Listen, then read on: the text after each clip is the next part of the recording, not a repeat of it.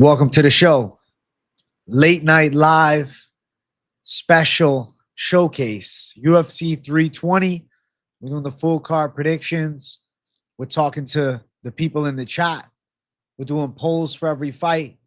And we're going to talk about the best props of the night as well. Going in depth with the card. We got a sick main event. We got a shitload of action.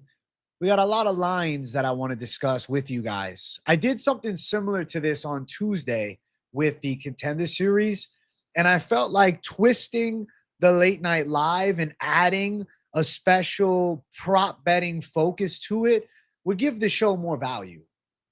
I'm going to be discussing with you guys each and every matchup with the polls in chat, but I will admit I'm pushing a little extra emphasis on finding some sneaky lines on the prop side of things. All right. I hope you guys are really well.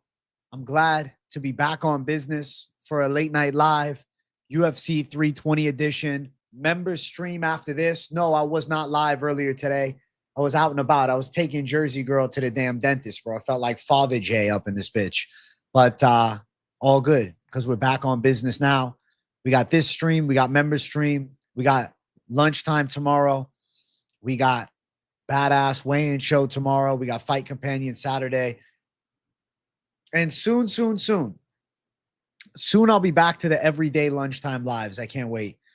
Contender Series is almost done. When Contender Series is done, I'm back on business with the Monday starting the week off right lunchtime live, which I miss, bro. I miss the lunchtime live on a Monday. It's depressing for me.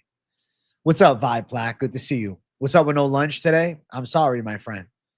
I'm back on business, so don't worry. It's all coming back. What's up, Moicano Militia? Let's go, Chris Hayes. I'm back on business. Don't worry. Getting back after it with the consistency. It's all coming together. This happens every year with Contender Series. It takes up a substantial extra amount of time on the Monday, and it throws off the constant flow. AJ, big fan of your energy. What do you think about Figgy plus 200? Am I betting that heavy? Any thoughts? I didn't even think about the Davis and Figueiredo line this week once, but Montel Jackson is not spectacular. Montel looked okay against Daniel Marcos. It depends if Figgy's completely washed following the knee injury in the fight against Sandman. If we get the Figgy that fought against Petr Yan, he's live in a fight against Montel Jackson. Montel Jackson's not that good. Montel Jackson's actually overrated. AJ, how's October feeling for you? It feels incredible, man. Happy, blessed October, man. Happy, blessed October. Listen, guys, I want to go fight by fight. I want to talk in depth about the props. I want to throw polls up for the chat. So I'm going to get the ladies fight up first with the poll. Feels like a goddamn obvious one. And this fight has me with about 0% excitement for the start of the card. Veronica Hardy versus Brogan Walker. The pick is Veronica Hardy. She's 9-5-1, but consistently improving, 3-1 in her last 4. Veronica Hardy is substantially better than her early UFC run and early MMA career where she accrued majority of her L's. Brogan Walker hasn't fought in 2.5 years. She lost to Lucindo. Fight before that, she got absolutely dominated by Juliana Miller to close out the Ultimate Fighter finale. She's really not good. And being mediocre and 37 and inactive just seems like a recipe for disaster. I think the likelihood of her winning this fight, I would say, is on the relatively lower side of things. Now, I will say this. We'll look deep at the lines for these two ladies. There is essentially zero value on a money line here. Veronica Hardy at -825. You can't do fuck with it. But how do you spin it? You have to be creative. You have to be creative. You can't even just keep it simple. You have to be creative. Veronica Hardy, oh, well, the over 2.5. You think so, right? But she's getting better. She's got good cardio. She could put a pace on Walker. Is it crazy to consider that maybe Veronica Hardy gets a stoppage here? I'm not saying that's a lock. I'm not saying that's a guarantee. Veronica Hardy's professional record, as of right now, she's stopped how many fighters? 3. of her, 3 of her 9 stoppages, and hasn't got a stoppage since an armbar in 2019. I know statistically it's not crazy likely, but Brogan Walker, she got her ass kicked by Juliana Miller. But to be fair, she made it to the 3rd round. She's known for durability, but hasn't fought for years.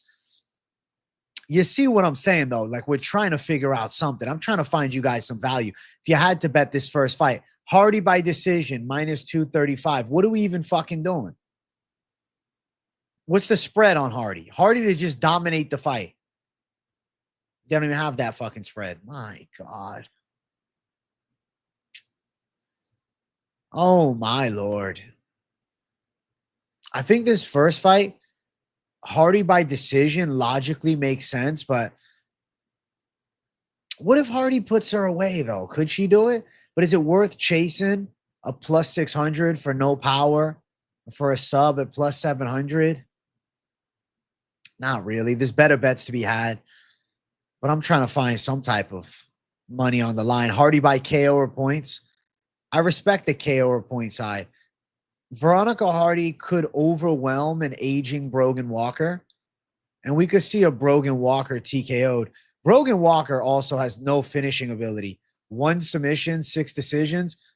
KO is a sneaky plus 600. Not saying it's worth playing, but I'm trying to find something with the bet inside that makes me wonder what if. And if Veronica Hardy puts a pace on Brogan, Brogan's been out for a couple years, Hardy could end up overwhelming her with volume, and Hardy could end up surprising her. So let's go Veronica Hardy. Let's call it Veronica Hardy. Obviously, decision as the prediction, and money line at minus 825 is the most likely call. But if you had to find some type of value, Veronica Hardy 6-1 for KO, not out of the realm of possibility. Fight ends inside distance is sitting at plus 275, but obviously Hardy getting the finish is more likely. It's plus 290 for Hardy inside distance. Unanimous decision, 30-27, lopsided, but you ain't going to get much for it. Actually, I should have checked. What's the Veronica Hardy unanimous decision line? And I'll look at chat in just a moment, man. Let me actually pop out chat so I can see the odds and see chat at the same time. Just a second. I'm going to pop out the chat, so I'm looking at everything here. DGen props. Listen, bro, I wanted to make the late night live better. I wanted to dial into the props a little harder. I feel like a live discussion about prop betting is needed this week. And I feel like people will enjoy this, man. I don't know. You guys can give me reviews in the comments. If you're watching live, you can let me know in the live chat what you like. I'm bringing the thunder, man. I'm trying to give you guys an in-depth look at more than just the straight fighter pick. I want to talk props. I want to have some fun bullshit, and I'll answer the chat and all. Prop discussion is awesome. Thank you, Useless. I appreciate you, bro. All right, let's see something here. What's unanimous decision for Hardy? Is it even worth it? Is it even worth it? Unanimous decision, minus 215. Probably a UD. Terrible. Yeah, this first fight is damn near unbettable because of how wide a money line is, and the fact that sensible side of me is decision win for Hardy, but you could chase a KO. You're going to play some dollars on the best lock parlay. Let's go, Nathan Ramon. We'll talk about it all towards the end. I'm talking everything. This is the in-depth look show. This is a discussion about it all. The pick, the analysis, the fight, the odds, and whatever the fuck else you guys want to chat about. What's your cycle parlay, Useless? Yo, Paku, you're a savage, bro. 5-mile run for this fucking animal. You got okay to hit pads today? I'm excited for you, Paku. Definitely keep us updated. Brahimaj has never won a fight outside of the first round. Does he stop Vanderford? We'll get into it in just a second. Let's see what the people's chat is. Is it 99%? 89% on Veronica Hardy is the people's pick. And yeah, if Veronica Hardy loses this fight, I'll be damn shocked. I'll be sitting here more surprised than I've been probably in several years for a fucking result. Brogan Walker is not good, and she wasn't good 2.5 years ago. I can't imagine at 37 with 2.5 years off, she somehow comes back better. Glass House Aquatics, thank you for $19.99. So many decision win lines are minus 140 to minus 200 range this card. There's got to be some finishes, though. You know? Fuck the safety.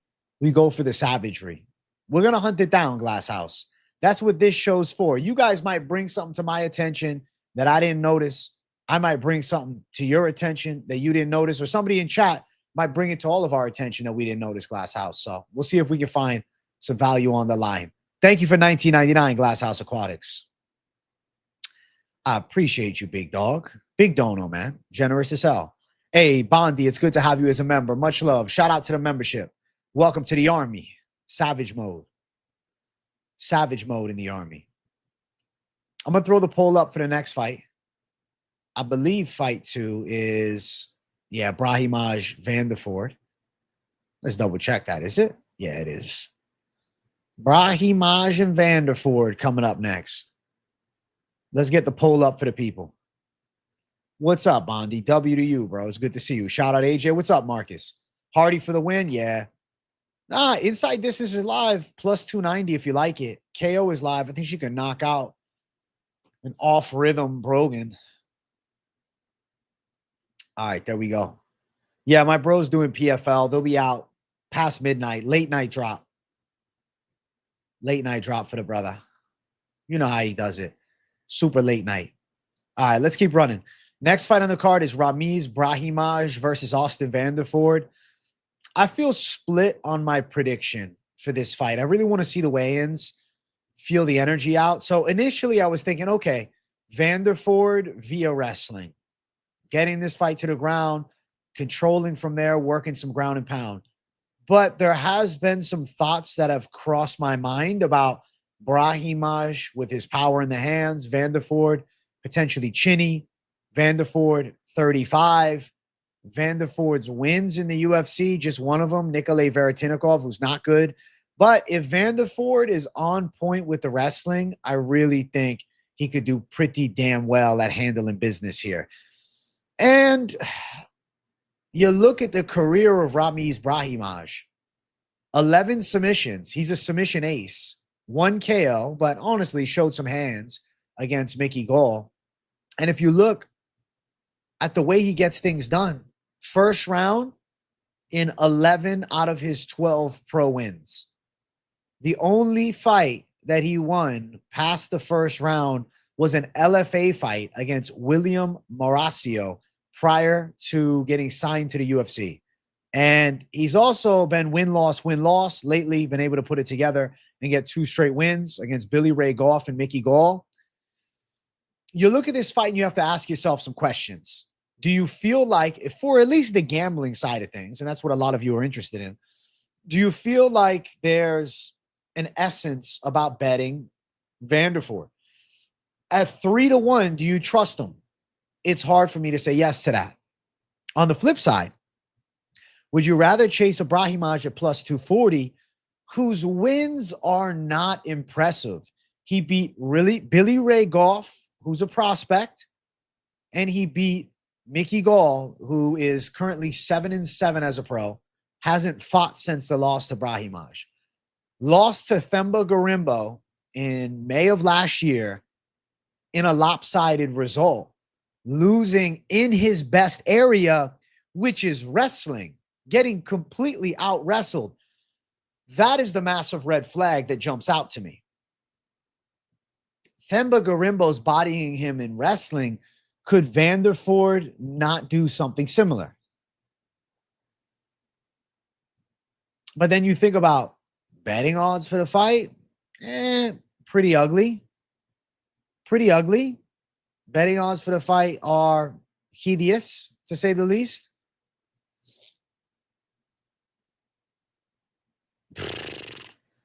Goff was also coming in short. Goff got fucking handled.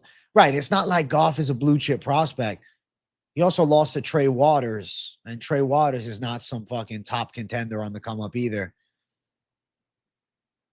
I'm looking at this fight and I'm like, is Brahimaj the value to attack because he's plus 250? Do you consider this? Vanderford, prediction-wise, makes sense to land key takedowns, outwork Brahimaj.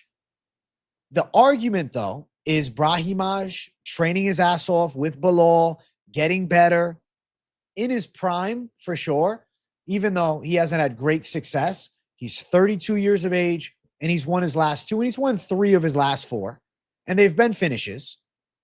Vanderford has won 2 straight, but against shit opposition. Veretennikov and Romero. Does Brahimaj beat both of them? I would damn near guarantee it. And then I look at the betting side of things, and there's no value on trying to attack a line for Vanderford. So I have to look at this fight from a betting angle too, not just the prediction angle.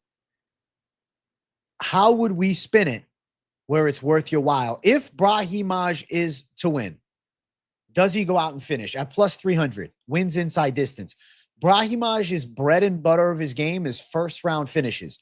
Majority of the time, they're submissions. But you have to consider that on the side of Vanderford, you do have typically good defensive grappling, obviously very effective offensive wrestling. But then you think about Brahimaj catching him with a big punch. You think about Brahimaj maybe rocking him and attacking. It's like all the upside of gambling for me is attacking the side of Brahimaj. I would not bet Austin Vanderford in this spot. And that's when I start thinking, man, does that mean I feel that this is the wrong pick? If I wouldn't consider it in a parlay. Would I consider betting Brahimaj on the opposite side? Yeah, against the pick. Brahimaj by KO is plus 800. Brahimaj by sub is plus 450. A straight underdog attack on Ramiz Brahimaj is live. If he goes out and gets blanketed, he gets ran through, okay, that's fair. But what happens if Vanderford gets caught with a big shot, he lands some takedowns early, he starts gassing out? How invested in this fucking game is Vanderford? Mike Finch brought this to my attention, and I got to say, Finch, man, has personal experience. He knows Vanderford. He worked at Bellator. Vanderford is financially successful with Page doing the OF thing. And then you think about Brahimaj, it's like, this is all he has. What is Mr. Van Zandt doing? How bad does he fucking need this? When you look at his resume, I mean, beating Fabian Edwards is impressive, but it was 2021.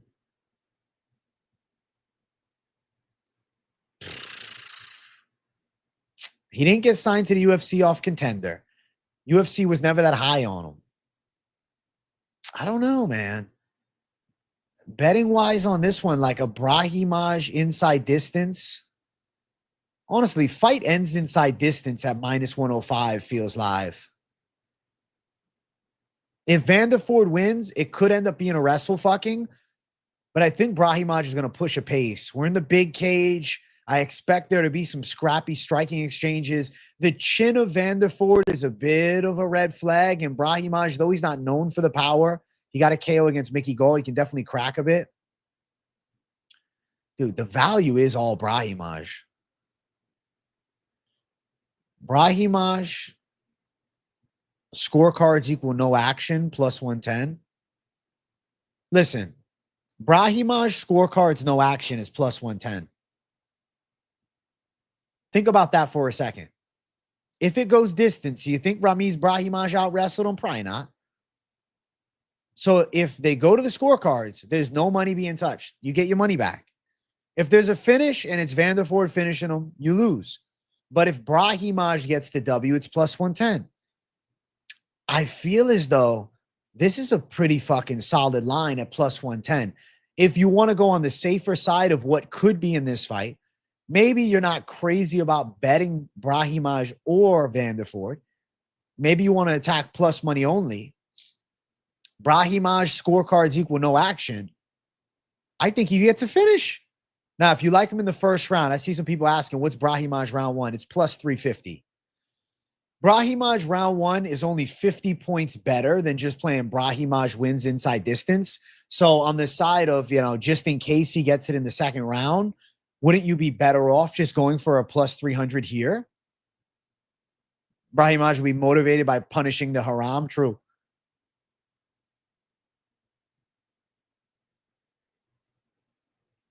Plus 250 on the straight line. opened at plus 210.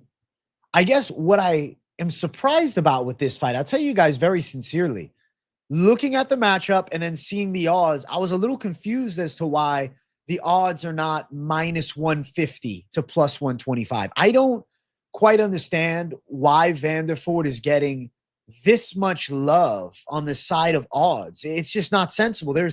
I would say, I mean, I'll ask you guys in chat. Please let me know in the chat. How many of you guys like Vanderford in your parlays? Or how many of you guys are playing them at 3-1 or something similar to that? I really want to hear from the chat. Let me know in the chat, please, because I want to know where you guys' heads are at, because I'm sitting here and I'm looking at it and thinking the value is absolutely on the Brahimaj side in a fight that seems close to 50-50. You could argue Vanderford's a better wrestler. You could argue Vanderford controls him and wins a decision, and that's fine. But do you trust his chin? Do you trust his heart?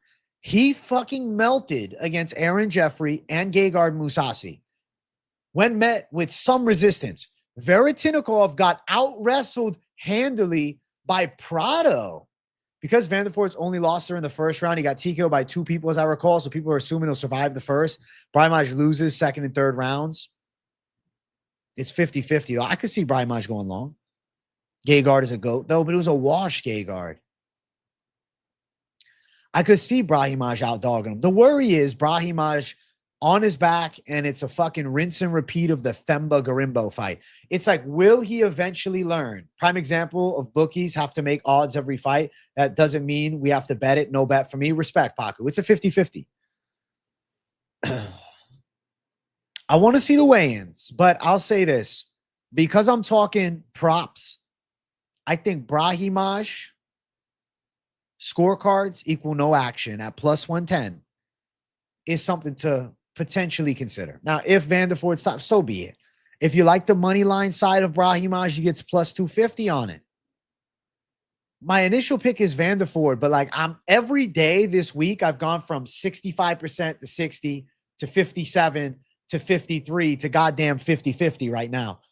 Tomorrow, I will see the weigh-in. I want to make my feel. I want to really feel the energy. I want to see if there's any inkling. Something is telling me, and this, I don't know if this is a bullshit delusion. I don't know if this is true intuition or this is some delusion I have up top. Something in my mind is saying Vanderford is going to overlook Brahimaj. He's going to come in not in the best possible shape, and I think he's going to end up getting stopped by an upset. This is what I'm seeing, but I'm like, is that because the money line? We shall see. Court McGee, yeah, true. Court McGee got him. We'll see what happens, guys. I want to feel the energy at the weigh-ins, but Brahimaj inside distance, Brahimaj decision equals no action. Brahimaj on the money line. You're looking at a 50-50 fight, and Brahimaj has more UFC fights.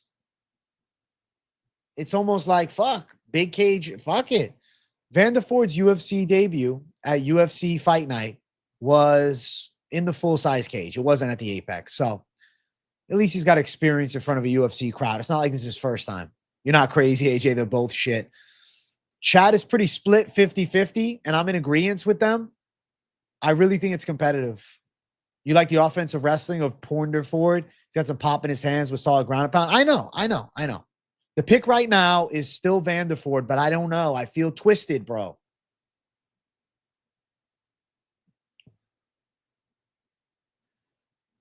Vanderford had an easier debut than expected on short notice, then overlooks Brahimaj. I see it happening, right? Because if you're Vanderford, you're like, oh, I fought these savages in Bellator. This guy's fucking mid. He was losing in LFA. I really could see Vanderford looking past him. He's in a split fight. This feels like a 50-50. You would not put Vanderford in a parlay. Good, KZ. I don't think it's a good idea. Vanderford seems like a very risky gamble, whereas Brahimaj seems like a value bet. Possibility, Brahimaj, inside distance, plus 300. I say there. Possibility, Brahimaj, decision equals no action. There, because I think there's going to be a finish. And I think it's Brahimaj getting his hand raised. Vanderford, little bit of height, little bit of reach, but he's not some expert boxer. And his last fight where he fucked up Veretennikov. That's true. I forgot about this. I meant to mention this already. It was at catchweight 175. That was a catchweight 175 fight. That wasn't at 170. Does he look worse cutting all the way down?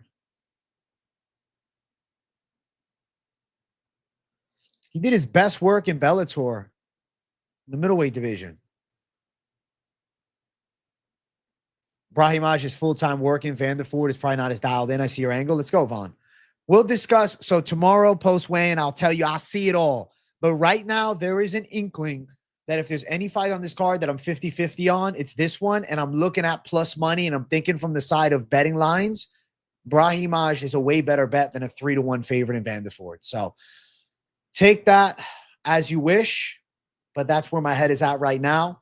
The Brahimaj bet, just simply put, makes way more sense, and you get way more bang for your buck back.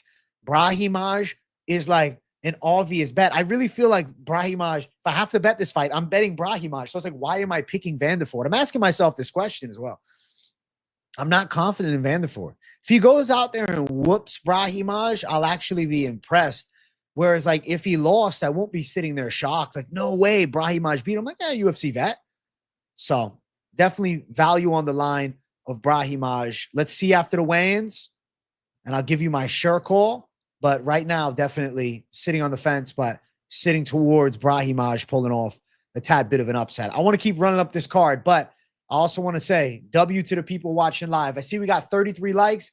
Listen, this is the new look late night live. I feel like I've been lazy with late night live over the past several months, and I wasn't focused enough on the in-depth prop side.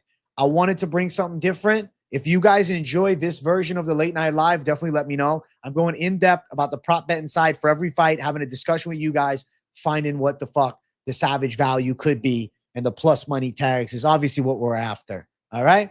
Hit that like button. Show some love, man. I want to keep climbing. I want to keep moving. And let's get to the next fight.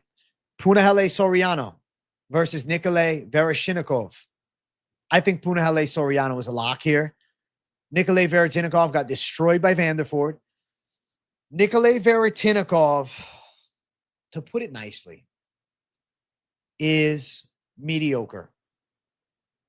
Mediocre. Nikolai Veretennikov lost to Francisco Prado, but was gifted a decision. He was blessed in the fact that we had blind judges.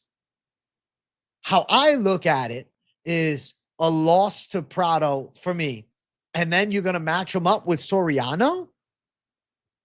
I think Soriano is, simply put, too good.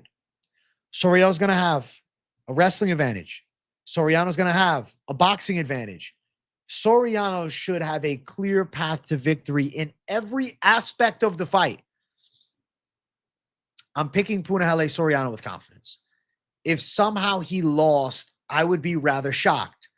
Now, of course, you're paying the price for the betting side of Punahele Soriano. If you're looking to find the value, I mean, you're going to have to really fucking hunt here with Soriano. On a straight money line, minus 320. Really wide betting line. I do think he wins. I do think he's parlayable. I do think he has a high likelihood of success. Nikolai Veretennikov at plus 270. That would be a shock. That would be a big surprise for me. He is about the same line as Brahimaj. I don't think there's a chance Veretennikov wins. If he does, I'm going to be shocked. How can you attack this from the value angle? Soriano by KO is plus 130. Veretennikov is hard to finish. Soriano has 1 decision. Plus 250, Soriano decision. But I do think KO is possible. I'd even say KO is probable. Let's keep making progress here. What else?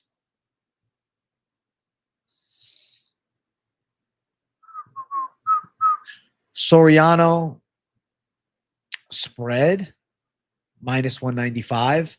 I do think he dominates, but minus 195 doesn't intrigue me.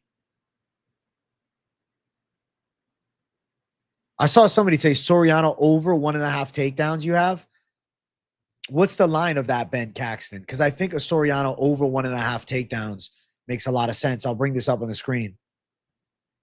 I think it makes a ton of sense. Soriano could definitely win the takedown battle. Well, the best thing we say about a fighter is he's tough. Guy's probably going to lose. Couldn't agree more. And Veretennikov is tough. Yeah, he is stiff. He's stiff and he's heavy-footed and he really doesn't have big power. I don't think he's good. I really think he's pretty mid. Pretty mid.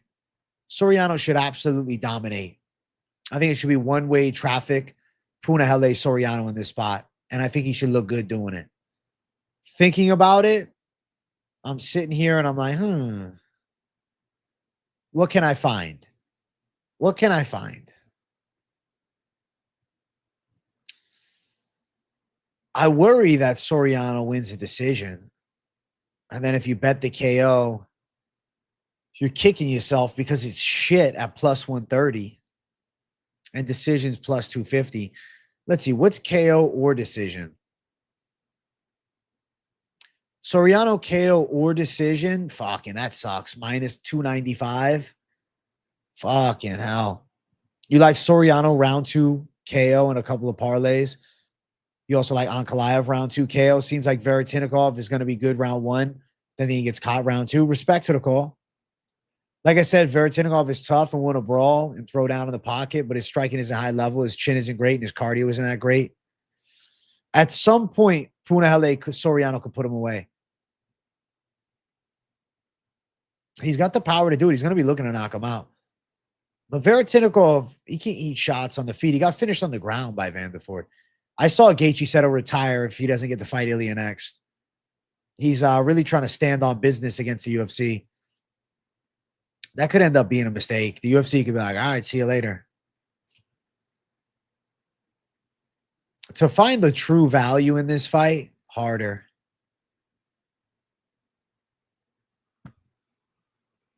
Fight start round 2. That's not even good. It's minus 295.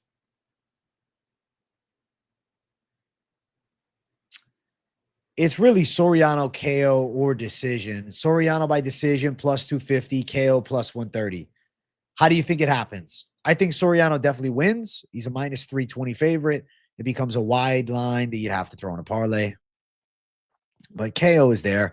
Soriano's resume is pretty star-studded with 7 KO wins, 2 submissions, 2 decisions. Nikolai Veretennikov has 2 KO losses. Obviously, the Vanderford loss back in February of 2025. And he lost early in his career by KO in M1 Global. That was back 11 years ago. So we'll see what happens, man. I think Soriano straight money line is a lock. You know he's going to hunt for the KO. So if you go towards KO, I get it. At plus 130, the value doesn't jump up and make me say, hell yeah. But Soriano's style is violence first.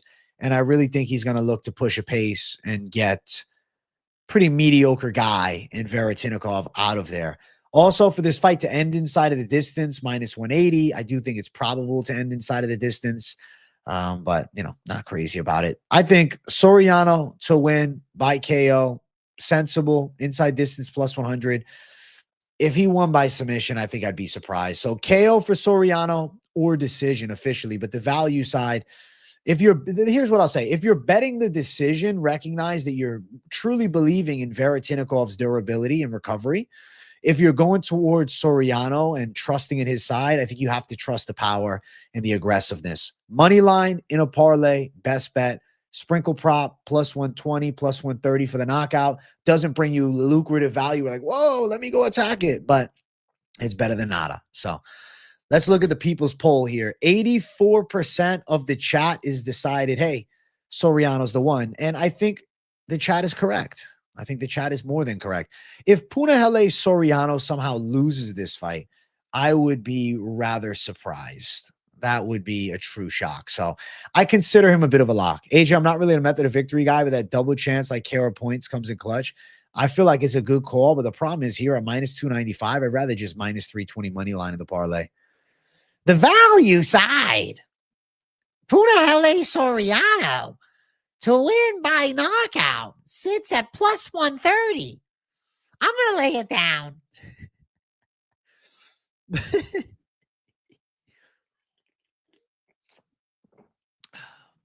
why you give 2-method victories on your picks. You like double chance. Listen, double chance is solid. Bump, bum, bum, bum, bum. Let's keep on running. Let's keep on jumping.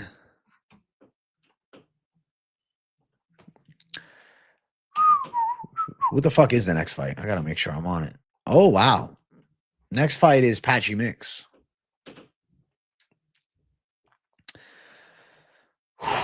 Poll is up for the next fight on the card.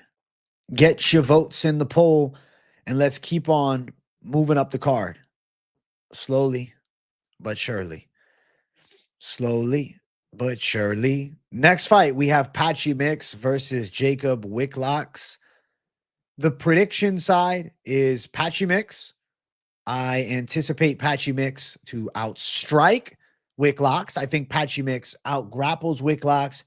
And I think Patchy Mix is ready to control and dominate for a majority of this fight. Now, I also will say, I think with the size advantage, he could definitely body Wikłacz and potentially finish him. Even though Patchy Mix had a bit of a disappointment in his UFC debut, I don't think you should overemphasize the loss and overanalyze that and then try and justify picking a prospect that's unproven against him. An unproven prospect like Wikłacz should not win. An unproven prospect like Wikłacz probably goes out there and gets bodied by a Patchy Mix. I feel as though Patchy Mix is due for an impressive spot in this matchup. And obviously, if you're looking at the gambling side of things, the books completely agree. Currently, minus 300 for the side of Patchy Mix as an incredibly wide favorite in this matchup. Looking towards Wikłacz, you got plus 250.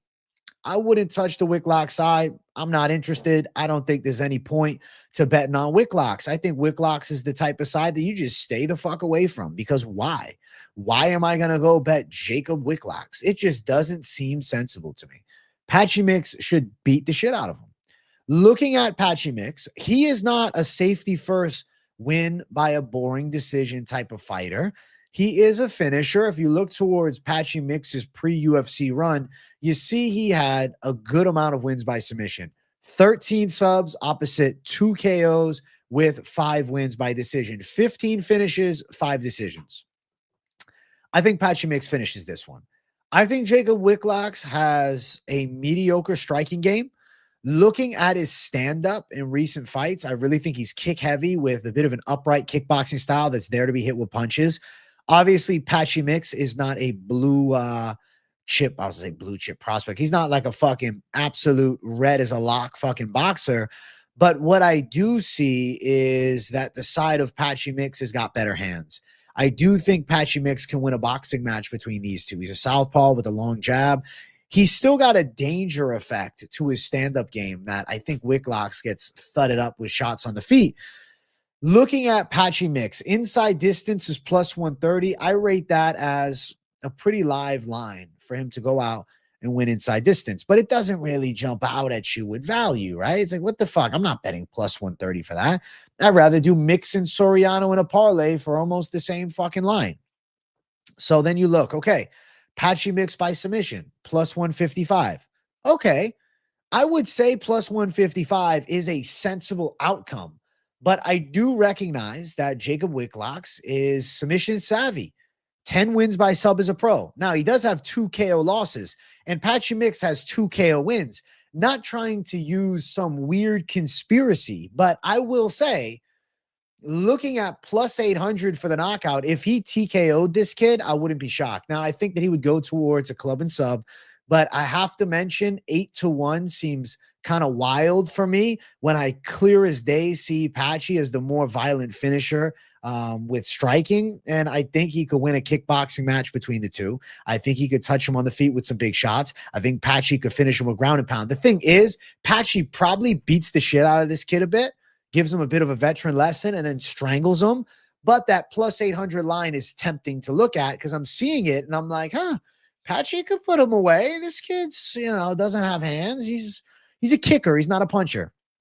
Of course, mixed by sub at plus 155 is what everybody would seem as their lock, but it's just there's no excitement around betting a plus 155. I prefer Patchy mix to win inside distance or Patchy mix money line in a parlay. If you want the value side of thing, I think you go 8-1. I think you go the 8-1 mix by KO. Likelihood of him putting him away, it's probably less than 30%, maybe 25, 20, but at plus 800, when I see a striking disparity between the two, I feel it, man. I think Patchy is live for the KO. Anything else catching my eye here? Not really. Mix to win, KO or decision doesn't even intrigue me. Doesn't excite me at all. Plus 150. KO or submission for mix, plus 150. I mean, KO or submission at plus 150 is better than inside distance. So KO or submission seems viable. Mixed spread is terrible. If he loses within the 3.5 points, there's really no point to that. I think Patchy Mix puts on a one-sided ass whooping and gets a clear-cut win. How is that clear-cut win going to come to fruition? I think he can win the striking exchanges, be the grappler in top position, and I think he does find the finish. So mix inside distance or mix KO or submission at plus 150. If you want to go D-Gen mode, I think you chase maybe a KO prop for plus 800 with, mix in a parlay or something of that magnitude. But yeah, definitely go towards the lighter side if you're trying to chase that, 8-1 KO line. You're a big Pyfer hater as a barber. You hate his hairline, which I can actually understand. You got Jakub under 1.5 takedowns. Even if it winds up on the ground, doubt he gets a takedown on mix. Agreed. Patchy also want to do some stand-up after getting schooled his last fight. And this is the type of guy that he can kickbox with. Reed seem on point lately, Sober J. Thank you, MMA Yuri. I feel very locked in. 85% of the chat is picking the side of Patchy Mix. I'm not surprised at that. I assume the majority of people would be on mix. Wikłacz has no notable wins at a high level. He's a KSW fighter, a KSW talent. I would even, be willing to go as far as to say, but beating nothing, beating the same guy multiple times, It just doesn't scream, hey, I'm the guy to defeat Patchy Mix. I don't think so.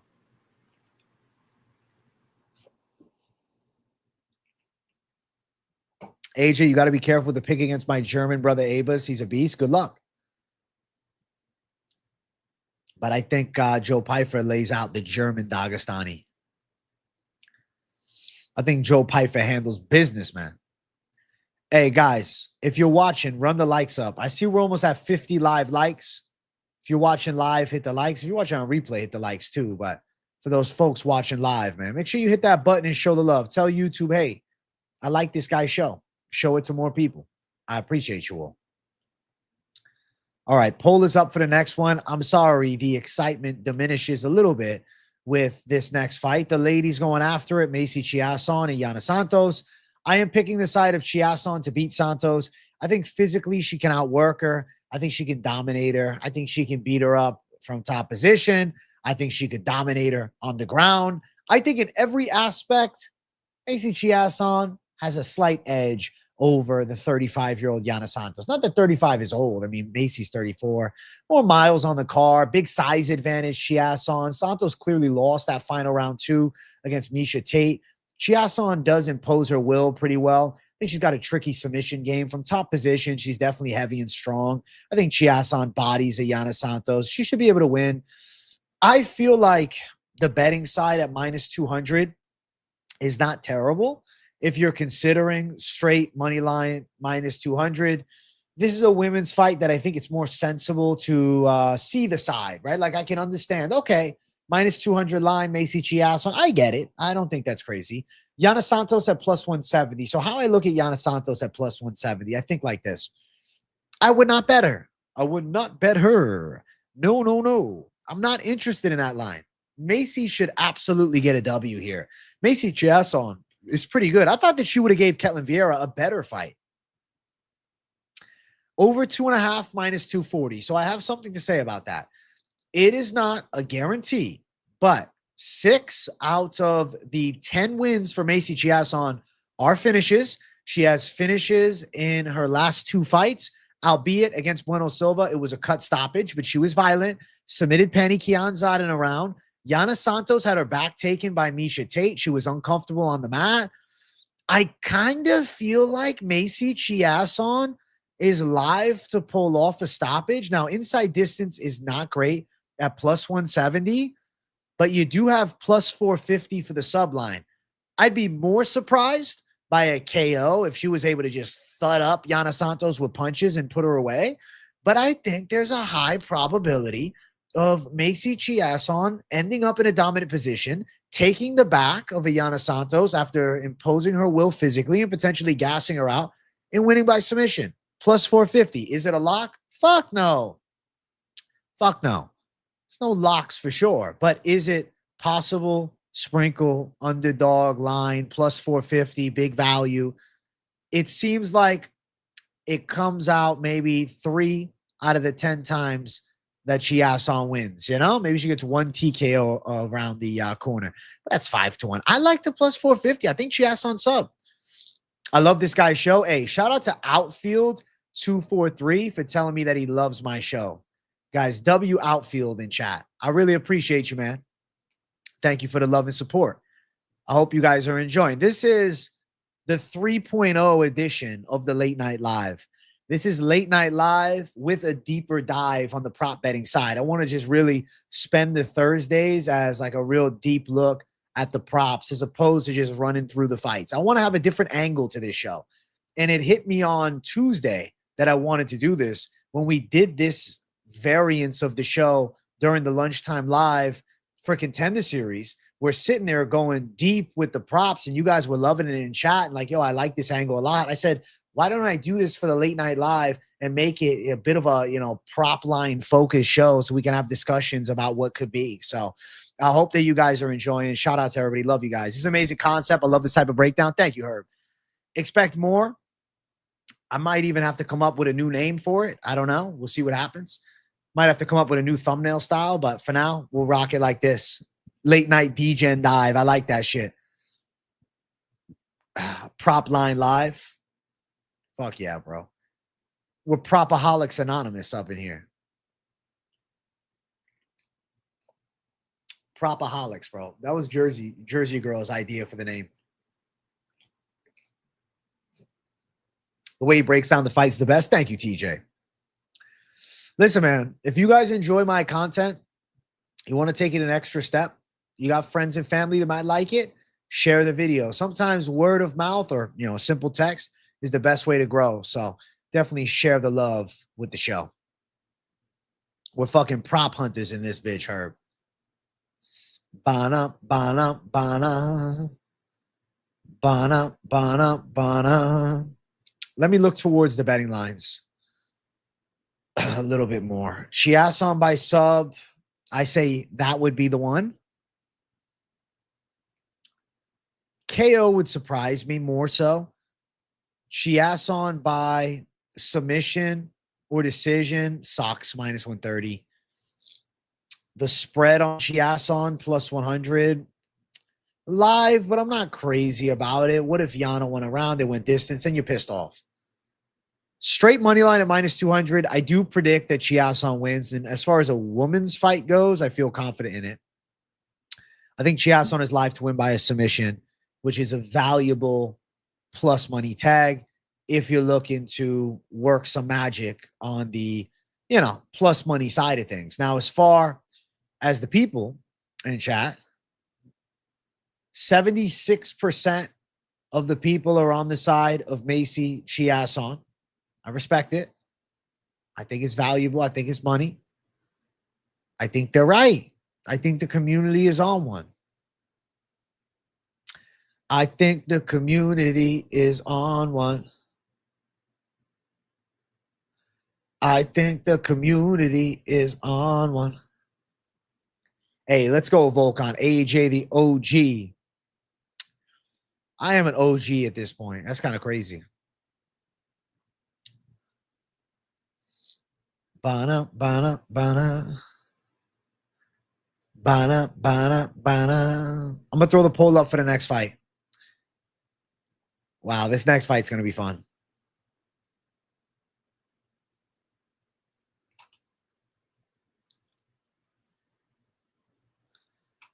Dunna, dunna, dunna. Wikłacz. Wikłacz. All right, poll is up. Let's get to the next fight on the prelims. Daniel Santos versus Ju Sang-yu. I am picking Ju Sang-yu not only as a prediction, but a savage underdog lock. So with the underdog lock it in, plus money tag for a striker that I really feel has, at the very least, a high probability of success in this matchup. Ju Sang-yu has very fast switch stand-up, clean low kicks with good movement, and a very high-level feint game. He's also very calm. He has a calm flow to his striking. That's a green flag about him. He's got a nasty straight right. He's got power in his left hook. He seems to have very good timing on his shots. Now, I would say my most worrisome element to him is takedown defense, but I have watched him have success getting back up to the feet. I have watched him with defensive grappling, staying safe. Obviously, he's undefeated as a professional fighter, and I will imagine every fight getting better and better. He's taking on a Willy Cat, Daniel Santos, who I thought was fun at the bantamweight division, but I don't love at 145 pounds. Now, I know you might be saying to yourself, well, AJ, they're both 5'7". True, but I'd say that Santos has more of a bantamweight's frame, whereas Huge has a little more of natural size to him. Also a 4-inch reach advantage, which I think is a positive element in this matchup here. In the last fight for Daniel Santos, he looked good. He put on a pretty dominant display of Ji Yoon Lee. I believe it was Ji Yoon Lee. I think so. I'm 99% sure. But because I don't want to mix up the Korean fighter's name, let me double check. Yes, it's the Korean Tiger, Ji Yoon Lee. He gave Ji Yoon Lee a lesson in all areas. He outboxed him and outwrestled him. Willy Cat has a good boxing combination in close range. He likes to attack with left hooks up high, with uppercuts, with left hooks to the body. He can string punches together well into his combos.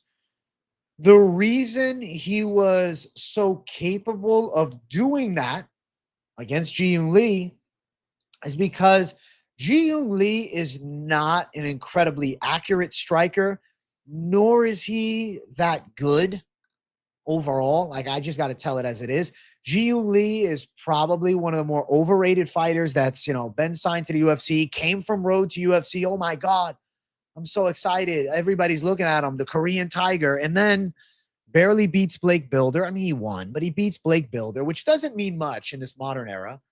Gets destroyed by Hyder Amil and shows a very low fight IQ, and then gets dominated by Daniel Santos. Santos is better than a bottom of the barrel featherweight. He's a skillful mixed martial artist, but he's taking on a guy that seems to me has upside.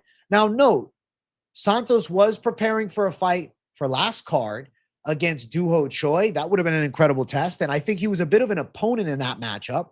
I would have probably picked Choi to beat him and potentially finish him. Now they give him another South Korean striker, this time a precise prospect on the come up. I think as long as Yu is able to get back up to his feet, because there will be takedown attempts from Santos, and even if Yu is down, I think it's about get-up game as opposed to simply put takedown defense. If we have get-up game from Ju Sang-yu, he should be okay. And he goes out, probably outpoints Daniel Santos, maybe goes out and knocks him out. Now, I have heard it all week. I've seen your comments, guys. I pay attention. Even if I don't answer the comments in chat, I look, okay? Everybody's picking Ju Sang-yu. And I'm not going to disagree. Majority of the community is picking him. 70% of Tapology is on him. I have noticed a trend in the past. There are popular Tapology picked underdogs on numbered cards that come to fruition. On fight night cards, sometimes less likely to success. I'm not saying this is an exact science, but a few times I've seen it. Gaethje was an underdog. He comes through and wins, and he was the valued pick of the people. Even though it seems a majority of the community is on you, the line isn't moving. Why is that? I don't know. I don't know for sure. There's a conspiracy that I have, and it's to hook savages onto gambling. They need to give you wins every so often. They need to set a clear win. They need to lose with Daniel Santos here. I feel as though with you, everything comes down to get up ability. Everything. Everything comes down to that. If he's taken down, if he's controlled, you will see the side of Daniel Santos potentially get a hard-fought decision. But when I think about the stand-up from distance, I like you. Making the opponent pay is another element of this fight that I like for you because he has the knockout power to hurt Daniel Santos. Ji-Yoon Lee doesn't have precise power. So looking at you, obviously plus 137 money line. It seems like majority of you guys like it. Most of the chat likes it. Most of the community likes it. I don't know. It feels like a gimme in this one. Seems like one not to overthink. I like the underdog a lot here. I look towards the gambling side. You by decision is plus 250. You by KO plus 375. It's interesting that decision is plus 250 because I do feel as though, yes, you hits really hard. Santos is pretty crafty, and I could see him making it to the final bell. So decision kind of spoke to me as well. Looking at overs in this fight, and over 1.5 at minus 325, over 2.5 at minus 160. Something that gets me though, Daniel Santos was dropped and hurt by John Castaneda. That was years ago. Like it was years ago. Big shot. I think it was a kick. I gotta flash back. Somebody remind me, please. Somebody in the chat. He was rocked by Castaneda. His recovery seems pretty good, but his wins since then are Munoz Jr. and Ji-Yoon Lee. These are shit wins, not shit wins. They're impressive. Getting a UFC win is awesome, but I have to keep it honest from the side of analysis. Beating Ji-Yoon Lee and Johnny Munoz Jr. both by decisions, and now he's taken on a terrifying prospect with insane slickness, with power. I feel like you is live to pull off the surprise KO here. A decision won't shock me. I think it's KO or decision. I think that is the highest likelihood of success. Looking towards the KO or decision side for you, you have a plus 125 line. I think plus 125, you KO or decision's pretty good. I know that it's not as exciting as plus 250 win by decision or plus 375 win by knockout. But if you're talking about hitting the money, unlikely that you submit the shoot the box prospect in Willie Cat Daniel Santos. I think Daniel Santos has a very capable Brazilian jiu-jitsu skill set. I think Daniel Santos has a very capable wrestling game, but I think he will be outmatched in physicality, outmatched in boxing skill and technicality, as well as precision. So I see you getting it done by KO or decision at plus 125. I think that right there is a sneaky line to consider. If you like KO or decision, I think you can hit pretty nicely there. I feel pretty good about that. So KO or decision for you is the side for me and you, it seems like. That seems good. I don't know. KO or decision on you seems live. But now I'm thinking about something. Plus 125. Wait a second. It's not plus 115 for the money line. It's plus 137 for the money line. So why would I play a plus 125? Isn't that stupid? I was thinking to myself, it was plus 115. No, it's plus 137. It should be plus 155 for KO. That doesn't make sense. This fight right here, money line, your best bet. You want to pick some value? You believe in the prospect? Plus 375 for knockout. You has the power to put Daniel Santos away, a former bantamweight who was hurt at bantamweight. 4 KO wins, 4, but 3 of the last 4 fights are KOs. And the one guy he went to distance to was a former PFL fighter with a good grappling game. Interesting, right? Former PFL fighter, good ground game. We took him down a couple times. 5'7", featherweight. Decision's not crazy. If I am on the side of Santos, if I'm in his corner, oh my God, wrestle. Hands down, AJ, the hardest working MMA YouTuber, a legend in his own making. Thank you, certified MMA fan. I like you, money line. You want to chase the value, you go the KO side. He's got the power to put Santos away, but Santos has good durability. AJ, during the face-off, Poatan said to Ank, I don't want to go back to the tire shop. Damn. Yo, I'm excited as fuck for Poatan and Ankalaev, man. If Poatan chins Ankalaev, I predict them to push Poatan to move up to heavyweight, because the Carlos Ulberg fight, as cool as it is, it don't sell the same as a chance to see him and Aspinall go after it. Swag in the chat. 86% of the people are also on you. Wow. Wow, wow, wow. Heavy community lean towards you. I think money line is best, but obviously I wanted a prop emphasis on this show, so the KO is not crazy here. I like KO or decision, but it's not worth it because it's not as valuable as the money line. It doesn't make any sense. Poatan KO, bro. What I miss? I'm picking the side of Ankalaev, but I'm saying it would be cool to see Poatan win by knockout. All right.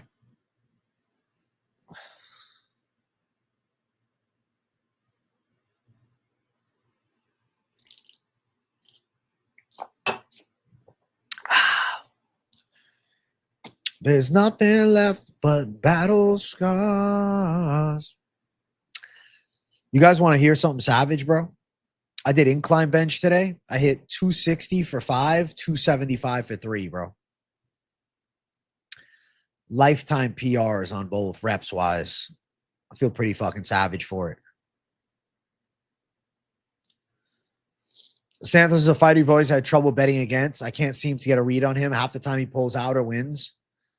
He's capable, but he is beatable. And I think that you can win.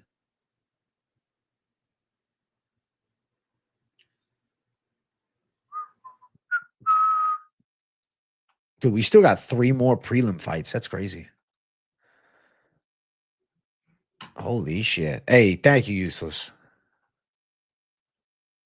That's 3 Ankalaevs. That's crazy. Shit, that's 3 Brock Lesnar's after the weigh-ins, bro.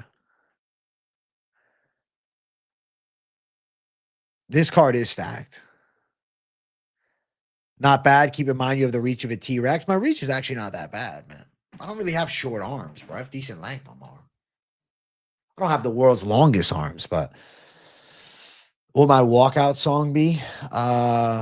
It'd be Heart of a Fighter lately I've been listening to. It's a fucking song from the Undisputed Boxing game.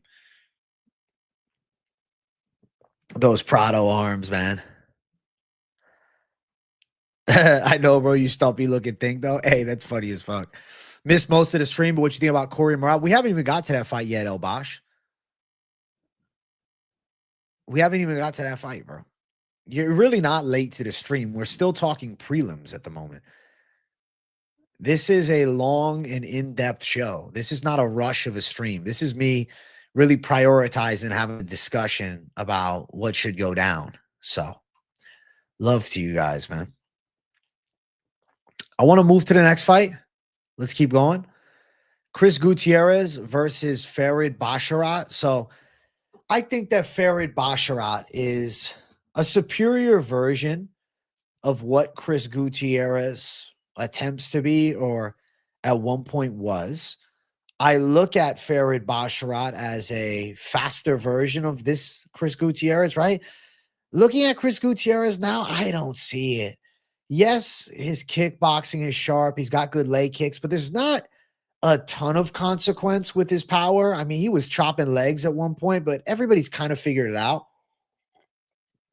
And I'd be hard pressed to assume that a Basharat getting leg kicked down and dropped, like that would be weird. I think that Basharat is going to be technical from distance. I think he'll have striking success from range. And I think Basharat is the better MMA fighter. I think Basharat uses takedowns in this fight. I believe he could get Chris Gutierrez down and garner some control time. We've seen Chris Gutierrez on his back in a couple of fights. Recently, John Castaneda, Kwang Lee. He really wasn't impressive in either one of those fights. Close decision against Castaneda and a clear 29-28 against Kwang Lee, but he still lost a round. Chris Gutierrez also is not one of those guys with an urgent get-up game, which that in itself is a real red flag. No urgency on the get-up game? What the fuck? Come on, man. Basharat could control and grind out a decision. I think Basharat's going to be quicker from range with better distance striking. I think Basharat can work with hands, with kicks, with takedowns, even potentially putting Gutierrez in a compromised spot to threaten with a submission. I really believe Basharat is, simply put, the better fighter in pretty much every area, including what I will consider the most important element of this fight: mentality. Chris Gutierrez has spoken upon having confidence issues. We have seen him kind of do the loser's limp, pulling for the Inamari role in the final round against Song Yadong. And that's when he was at peak. I think he's not as good. I think he's actually gotten worse. I think Chris Gutierrez, he reached the high and it crashed. Pedro Munoz outstruck him and he looked kind of weak in that fight. I think Farid Basharat is actually what people thought Chris Gutierrez was going to be. And I'll predict Farid Basharat is pretty dominant. Now, to gamble on this fight, to make some money on this fight outside of a huge money line at minus 475, no, you're not going to throw $475 to make 100. I mean, maybe you are. Maybe some of you guys, bet like that. But long-term, value-wise, if you're betting that wide, you're going to catch some L's and, you're going to have to dig some holes even if you're winning, because 100 in and then 300 out after you lose on a big one. You know what I'm saying? Shit goes sideways. I look at Farid Basharat and I have to find value somewhere. Most likely, though, my brain tells me over 2.5, 3-1 lines.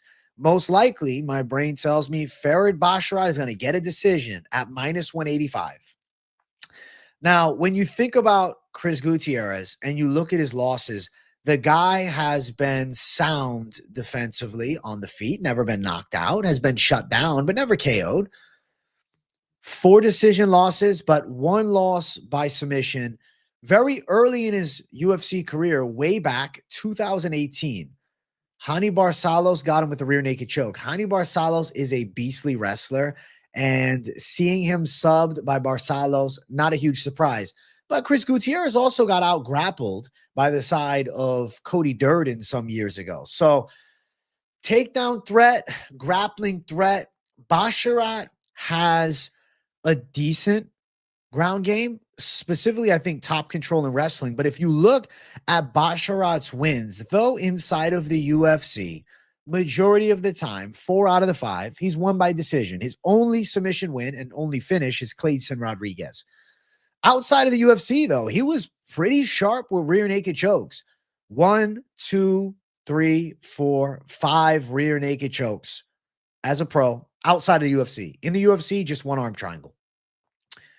And Agent Gutierrez outworked. If Basharat is to have the breakout performance to really boost his stock, him finding a submission against a longtime UFC veteran and Chris Gutierrez is massive, is fucking massive. That would be spectacular. I think that would skyrocket him to a top 15 fight without a doubt. A decision, maybe, but less of the oomph on him. Not telling you it's likely, but Chris Gutierrez could be subbed here, specifically by rear naked choke. Basharat could get his back and strangle him, especially in the 3rd round, where Gutierrez could wilt a little bit, lose confidence. Looking at the odds, plus 500 for Basharat sub. It is not an official pick. I am not predicting Basharat is definitely going to sub him and saying, no way. But what I will tell you is, if Basharat gets a finish, I would anticipate it by submission as opposed to the KO. Basharat, he's got very technical stand-up, but he's not a big power hitter. So if you want to sprinkle some type of value prop, 5-1 odds, Basharat by submission is there for the taking. You're getting no value on decision at minus 185. Over 2.5 should hit at minus 300. A way you could consider playing it if you like the over 2.5, which I do, and you consider parlaying that up in certain bets like I have, like I've mentioned on yesterday's show, and we'll talk a little bit at the end here. If that is your mentality, then I have the foresight to say, hey, what if you do a sprinkle on Basharat by sub, just in case shit goes sideways and some of those parlays die out if you like the over 2.5. 5-1. What does that mean? $10 for 50, maybe 25 for a little more bang.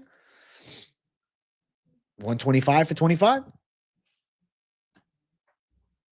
I don't know what your scale's like of how much you're going to throw down, but what I'm saying is a sprinkle on Basharat by sub is definitely not crazy, but more likely it will be a decision. 7 times out of 10, it's a decision. But those other 3, probably not knockouts, probably submissions for Basharat. Even though you consider him kickboxing, he is a submission threat. 6 sub wins, grappling, very useful element of his fighting style. I do think Basharat dominates. I do think Basharat can land takedowns. And to say Basharat isn't live for a submission, I think is stupid to consider. I think Basharat by sub, 5-1 odds. Fuck it. Why not do something crazy here? If you have to, if you want to. I hope you have a great Muay Thai class, man. You said it was rough today? I'm sorry. You're an autismo algo betting guy, and holy smart, Basharat is not on Gautier's level in the stand-up. You don't think so? Dude, I really am not a big believer in fucking Guti. But I do think on the ground, Basharat definitely handles. I'm glad we can agree there.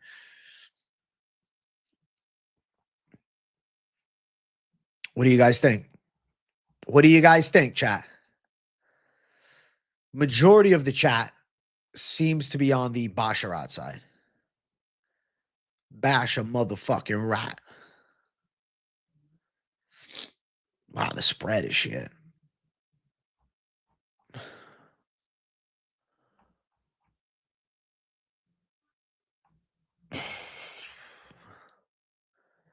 You like over 2.5? Me too.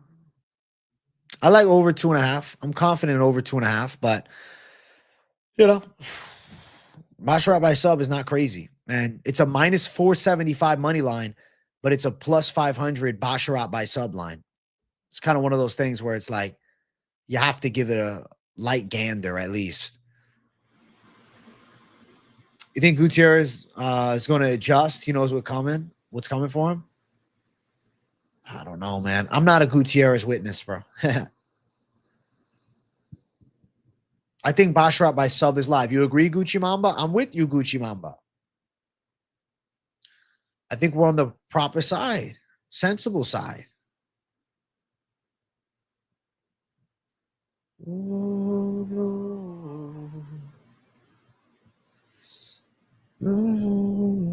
Two more prelim fights. You think Josh Emmett KO is live? You got balls, bro. We'll talk about that fight here momentarily. There's nothing left but battle sky. What's up, Justin? Let's keep on running up. Let's keep on running up. No one has Gutierrez. If you were curious, I'm not surprised. Next fight on the card, Edmund Shahbazyan versus Andre Muniz. Striker versus grappler. Simply put, knockout or submission. That's what the other side's looking for. Muniz wants it on the ground. Shahbazyan wants to knock his ass out. Now, for me, I am predicting Edmund Shahbazyan to win. He spent how many years attempting to close the hole of grappling defense? Now it is put to the test in the most rudimentary way possible against someone in Muniz who sucks at boxing, has mediocre kicks, and literally is kind of just a jiu-jitsu player with some takedowns, though. He's a jiu-jitsu player with some takedowns, but he's also washed and he's also chinny. This is a test for Edmund Shahbazyan. It's like, hey, Edmund, if you don't win this one, you ain't never going to figure it out. If you can't get past Muniz in 2025, we can close the book on Edmund Shahbazyan, to keep it honest. Now, could he go out and sell? Yes, and I'll tell you why in a moment. But the pick, don't get it twisted, Edmund Shahbazyan, and he's going to knock Andre Muniz out. He should. Majority of the time, when I see these two lining it up, squaring off and then throwing down, Edmund Shahbazyan starches Andre Muniz. Edmund Shahbazyan showed patience and precision in his last fight against Andre Petroski. Yes, Andre Petroski got melted by Cam Rouston in the first round, but Cam Rouston also got the leftovers that Edmund Shahbazyan had already beat on, and he caught him with the perfect shot and put him away. Edmund Shahbazyan took on a Petroski riding a 3-fight win streak. Cam Rouston fought a Petroski coming off of a dominant loss to Edmund Shahbazyan where he was completely shut down. So don't forget about the mental element. Don't just be swayed on, well, he beat him like that, he beat him like that. Okay, sure, but there's other aspects around it. Now, on to the KO. How does it happen? Within the first round, Edmund Shahbazyan should be able to catch Muniz with a clean shot. Muniz has a weak chin. He always has. Andre Muniz was knocked out in 50 seconds by Azamat Murzakanov back in 2016. Early pro loss in 2013, KO'd by Julio Cesar Santos. Okay? In his UFC career, 2 KO losses, 1 submission. All 3 by finish. 5-0 by Azamat. He got flatlined to 1 shot. 6-3 in the UFC.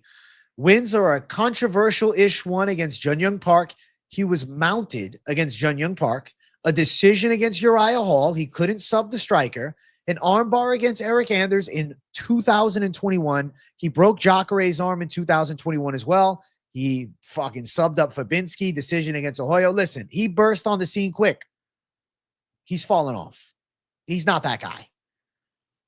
More often than not, Edmund Shahbazyan destroys him. Under a round and a half, -125. Yeah.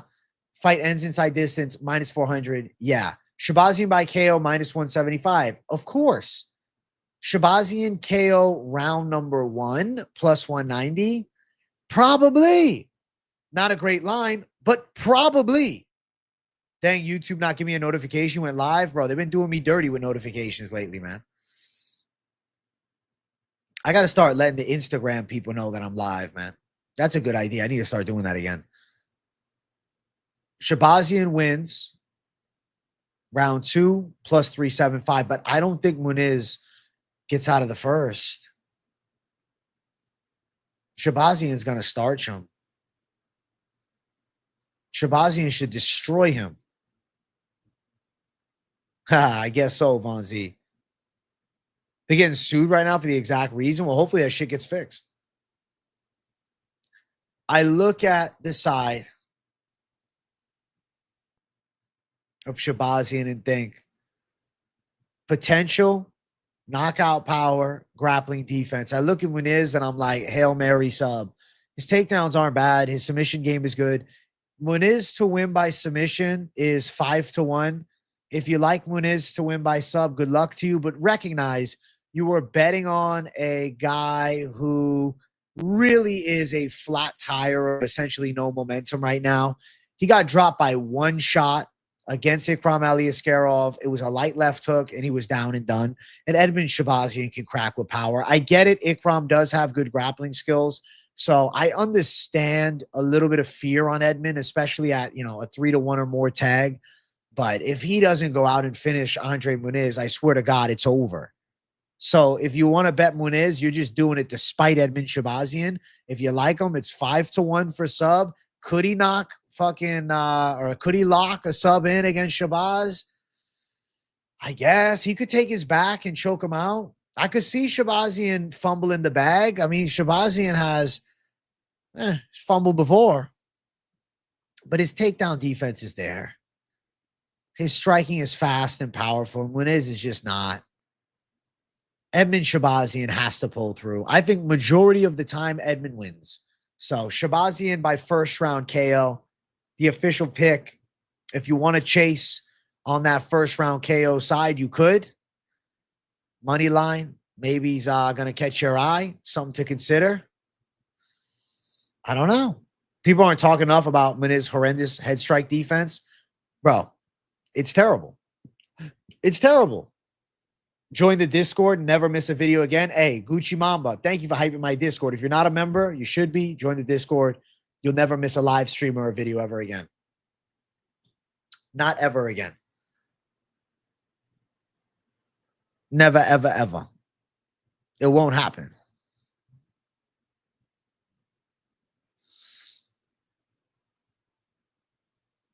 Yeah, I think Muniz is getting laid out. So Shahbaz, the knockout side, more often than not, the A side. The better guy. How do you join Discord? I have a link up in my membership tab or my post tab. Go there and you should find it.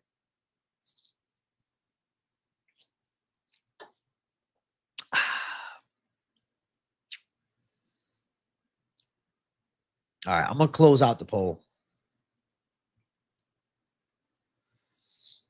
Baptized in the river through the eyes of a sinner.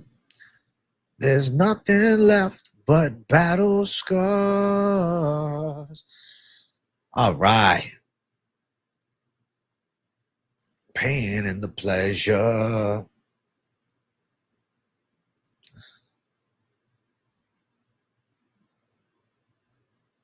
One in the post tab is invalid. What? I just updated it yesterday. That's fucked. All right, I'll update it right now. All right, let me get you guys the Discord link.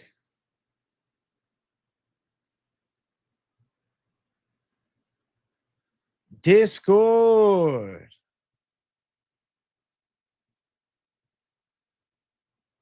All right, go to the Discord now. I have a new link up. Hopefully this one works better. I don't want that shit to be invalid. We don't need a poll. We need a casket. That's funny as fuck. All right, let's keep climbing. Let's jump to the next fight on the card. Gautier versus Tristan Vines.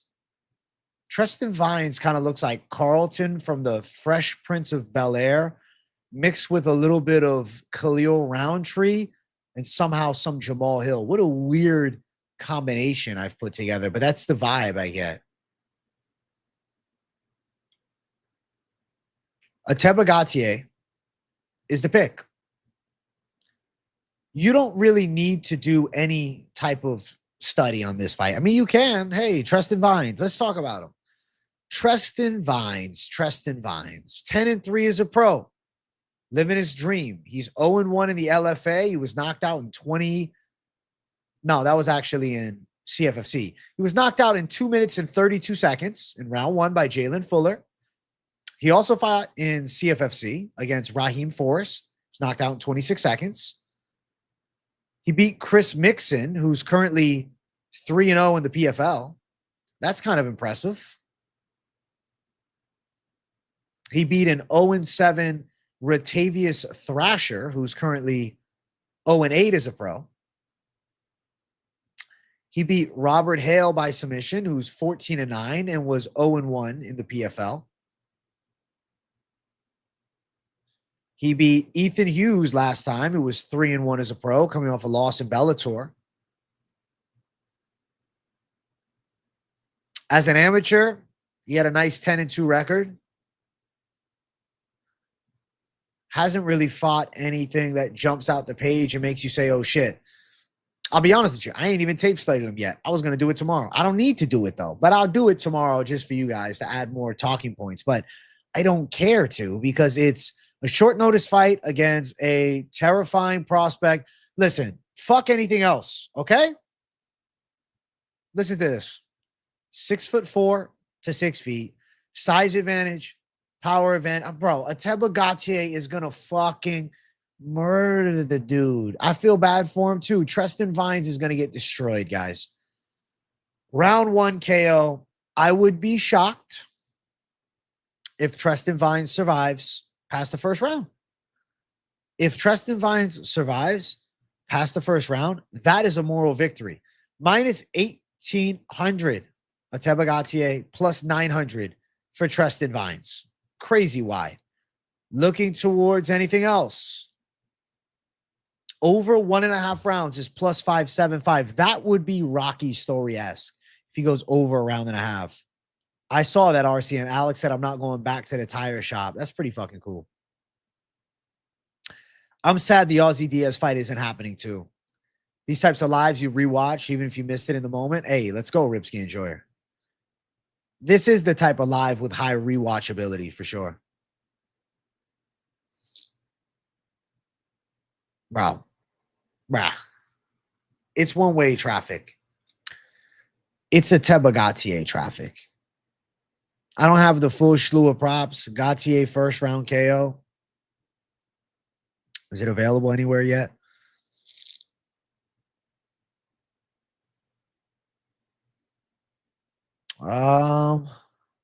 No.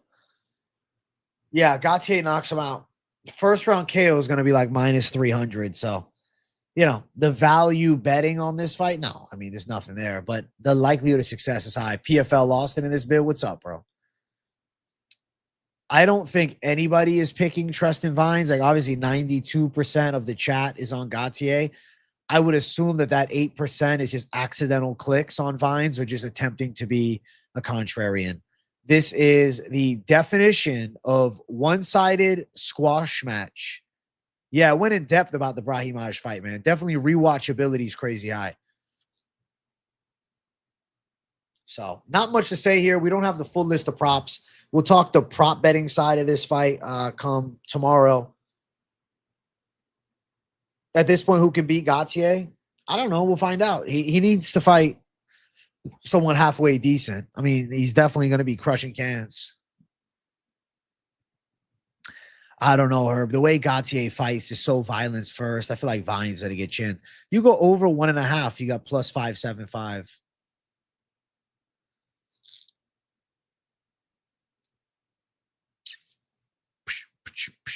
Yeah, Gautier all day. Not much else to say, guys. Gautier all day. All day, Gautier. All right. Things are cooking up with the next one.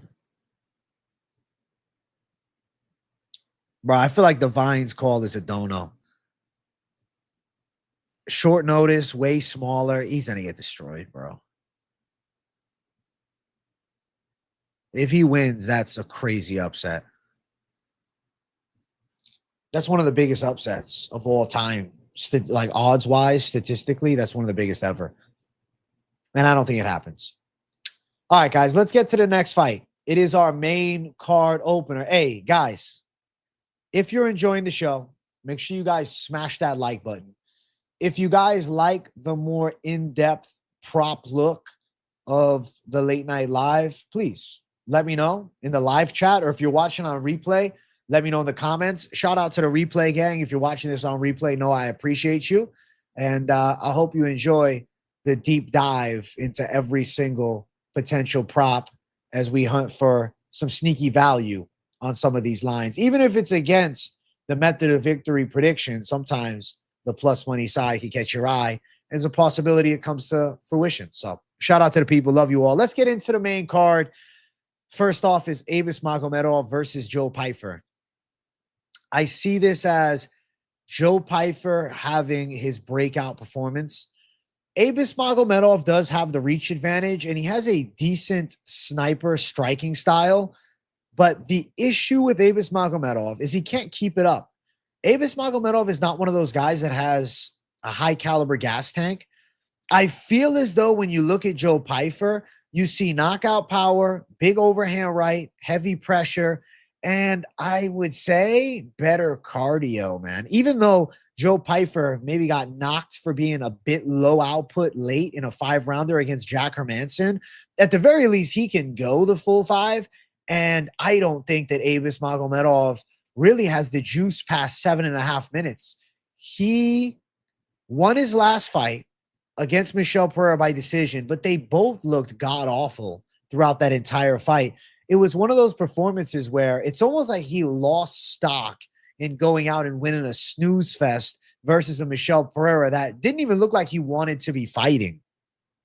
I look at Joe Pyfer and I look at the good moments against Gastelum, had him hurt badly on numerous occasions. Joe Pyfer has the God-given gift of power. He's a freak athlete with a good ground game on top of a legit boxing game. Abus Magomedov gets rocked at some point. He got rocked by Bruno Ferreira. The grappling saved him, got that fight to the ground, and was able to win by submission. He doesn't take a Pyfer down and do that. He can't outwork a Joe Pyfer, fatigue him, and beat him up late. How do you beat a Joe Pyfer? Abus Magomedov is going to need to catch him with a perfect shot within the first 5 minutes of this fight to win. And odds are Joe Pyfer in the first round would land bigger shots. Then we have a gun-shy Abus Magomedov. He's still going to gas out. Joe Pyfer is given the chance of the showcase here. And I think that Joe is going to have a good performance. It's like Joe right now is being a bit hated on by the public. If you see on X, they make fun of him a bit. He's not well liked. He's easy to shit talk. But as far as skills in the octagon, Joe Pyfer is terrifying. And at 29 years of age, I anticipate this is the best version of Joe Pyfer we have ever seen. And that's a bad recipe for Abus Magomedov if he's hoping to remain conscious here. I don't think that he does. I think Joe Pyfer goes out and lands some thudding shots and knocks Abus Magomedov out. I think that Joe Pyfer is going to end up sealing the deal in this fight here. Abus Magomedov, he gasses, and I don't like the gassing. I don't like the fact that I think he could get hurt here. I like Pyfer's power, and I think Pyfer goes out and handles. Pyfer doesn't wrap his hands. Well, you know what? Might not agree with that for him, but still, the guy goes out and wins. Looking towards the lines on this fight, Joe Pyfer is a minus 255 favorite. Yes, very wide. Abus Magomedov plus 215, big dog. I just couldn't sell myself on Abus Magomedov at all. Abus Magomedov is just simply put too flawed. Too flawed. At open, the lines were minus 180 Pyfer, so it's got a bit wider. Does this fight go over 1.5? It's minus 150. It could go under. I could see Pyfer catching him early. Pyfer's power carries throughout the entire fight. Fight doesn't start round 3, minus 135, so it's expected to end within the first 2 rounds. Pyfer wins by KO is plus 120. I do think he gets the KO. I think that Magomedov has got to pay the Pyfer.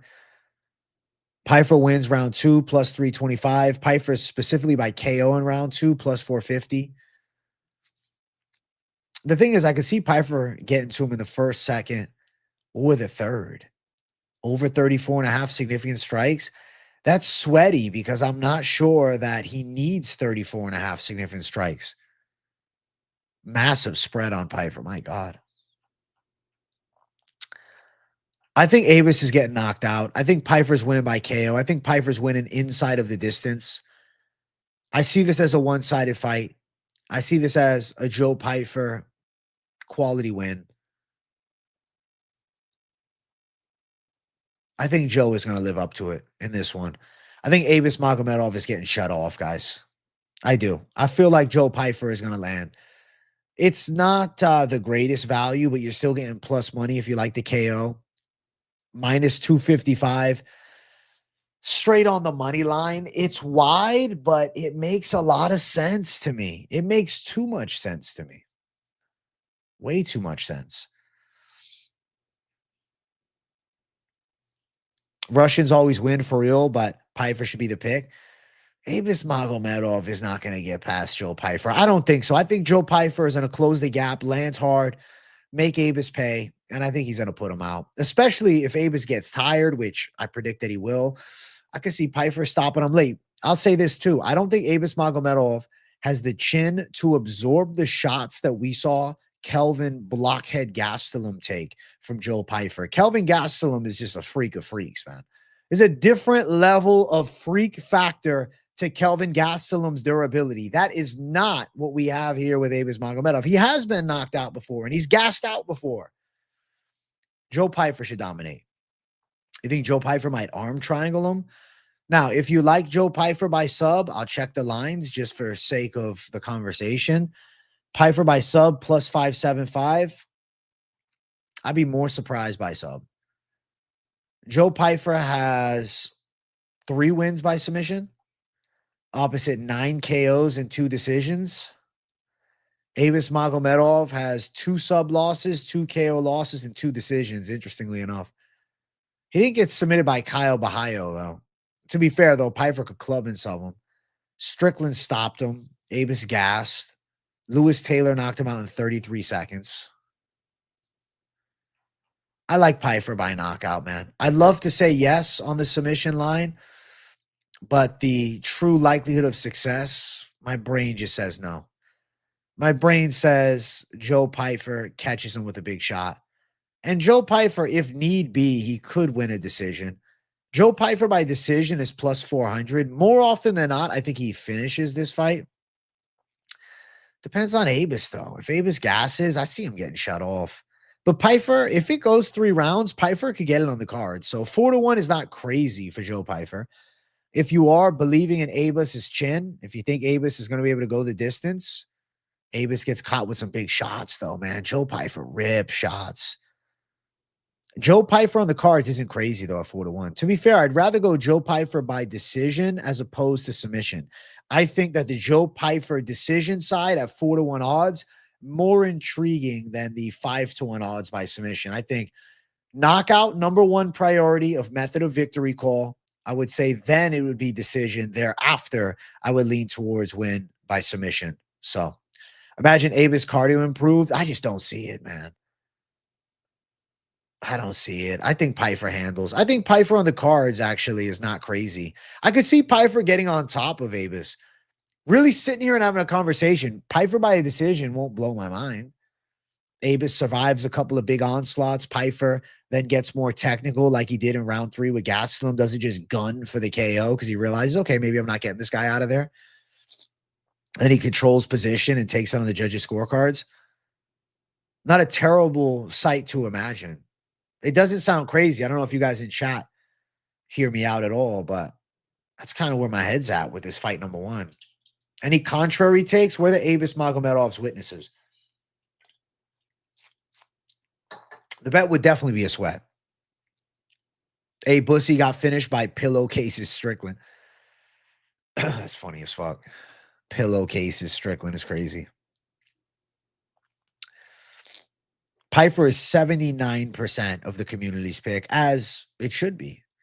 You feel like Pyfer first round KO? Listen, if you like Pyfer in the first round, very live to lands hard early, you get plus 300 odds for first round KO. And MJ, you're pretty sharp with attacking first round finishes. So that might be the money call, man.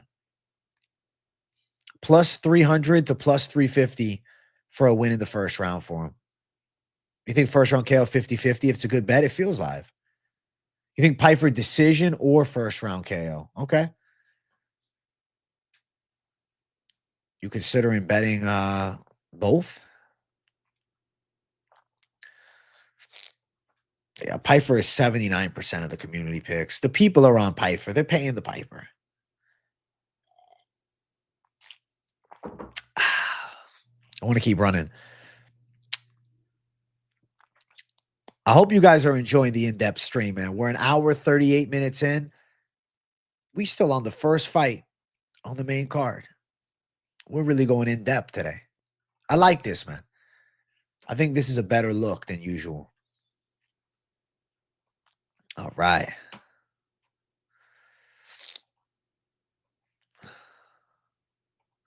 You have to go back and watch the Juice and You breakdown. Hey, don't worry. After this, I'm going to do timestamps. And then I'm doing a member stream. So if you're a member, I'm not done for the night after this stream either. I got the member show after. If you're not a member, become one. Join the channel. All right. The poll is up for our next fight.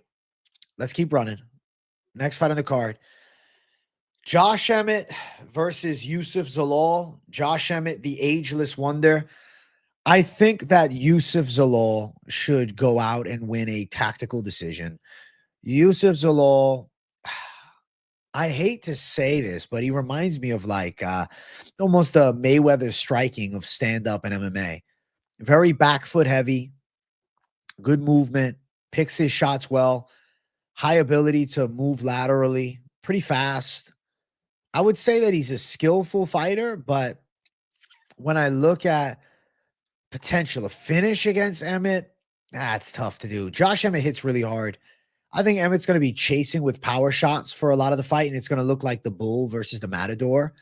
I see Zalal having success with distance striking. I see Zalal landing precise shots from the outside and staying on the bicycle. Add into the positive elements of the fight, Yusuf Zalal not only has distance advantage, range striking and footwork edge and speed edge, he's 11 years younger. And oh, wait, we are in the big cage. Yusuf Zalal is going to have so much space. I think that Josh Emmett is going to be caught chasing and missing wide shots throughout a vast majority of this fight. What's interesting is Josh Emmett seemed to have trained psycho cardio mode for this fight, which is weird because it's not like cardio has been a knock on him in the past. He went distance with Lerone Murphy, 5 full rounds. Went distance with Topuria, 5 full rounds. Went distance with Calvin Kattar, 5 full rounds. Kind of weird, right? Focused on cardio for a guy that never had cardio issues. I just thought that was strange. He could have overtrained. I will say that. Josh Emmett could have overtrained for this fight. At 40 years old, he's thinking, I'm going to go as hard as fucking humanly possible. He's training and working out with TJ Dillashaw. I will say this. TJ Dillashaw used EPO, and he was caught for it. Understand that under the current UFC drug testing protocol, EPO is not as easy to detect as USADA. USADA was on point with it. Drug-free sport, not as in-depth drug testing. So something to note. Not saying that Josh Emmett's definitely on the juice, but working with an ex-juicer, Mr. EPO. Now we got EPO Emmett, but I don't think that would matter. I'm just saying, could end up having overtrained for the fight at 40 years old, right? There's some red flags around it. I don't know. I'm looking at the betting lines and I'm thinking to myself, shit, man. Shit, the odds suck. Yes, Zalal is my pick, but my fucking word, minus 525. And I don't think he knocks Emmett out. I would be rather surprised to see him finish Emmett by KO. Putting an Emmett away, fucking Topuria couldn't do it. I don't think that Yusuf Zalal does. It makes sense this fight goes over 2.5. It makes sense Zalal wins a decision at minus 190. How do you find the value? An aging Josh Emmett outworked. Aging Josh Emmett gets caught with a body shot, teed off with punches, and then submitted. Something about Yusuf Zalal you all must remember is though the striking is what stands out in his most recent fight, recognize that prior to his win by decision against Calvin Kattar, he was on a stoppage streak. Now, to be fair, the first 2 were KO wins against Edwin Chavez, who was 6-2 at the time of their fight, is now 6-5. Jake Childress, who was 9-3 at the time of the fight, now 9-4, hasn't fought since then. He beat a debuting guy by submission. He beat Billy Q by submission. He beat Jarno Aarons by submission. He beat Jack Shore by submission. Calvin Kattar decision, though.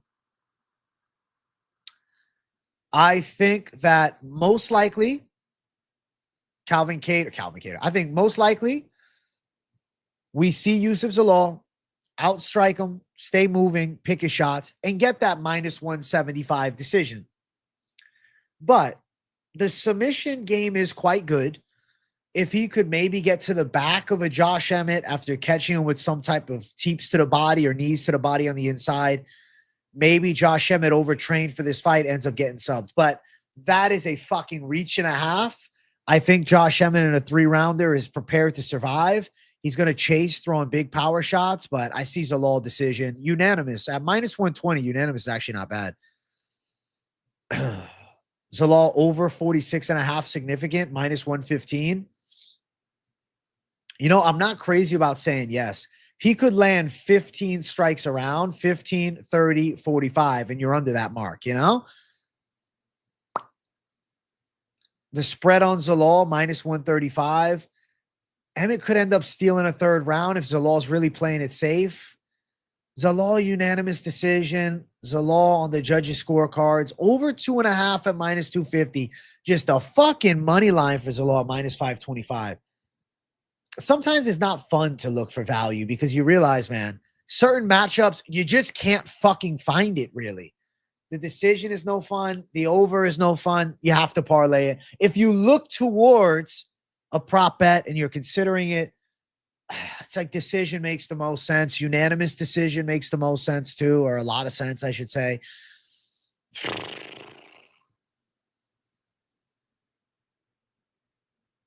Submission is a fucking reach and a half. Submission is such a reach. Gautier got injured and pulled out. Somebody double check that. Is that true? Seth K in the chat is claiming that. Somebody check into that. Jamie, look it up. Chat, you guys are my Jamie. Look it up. Look it up, mods. I don't know if that's true. I don't buy it. There's a parlay card. Unfortunately, odds are stupid and matchups are tough.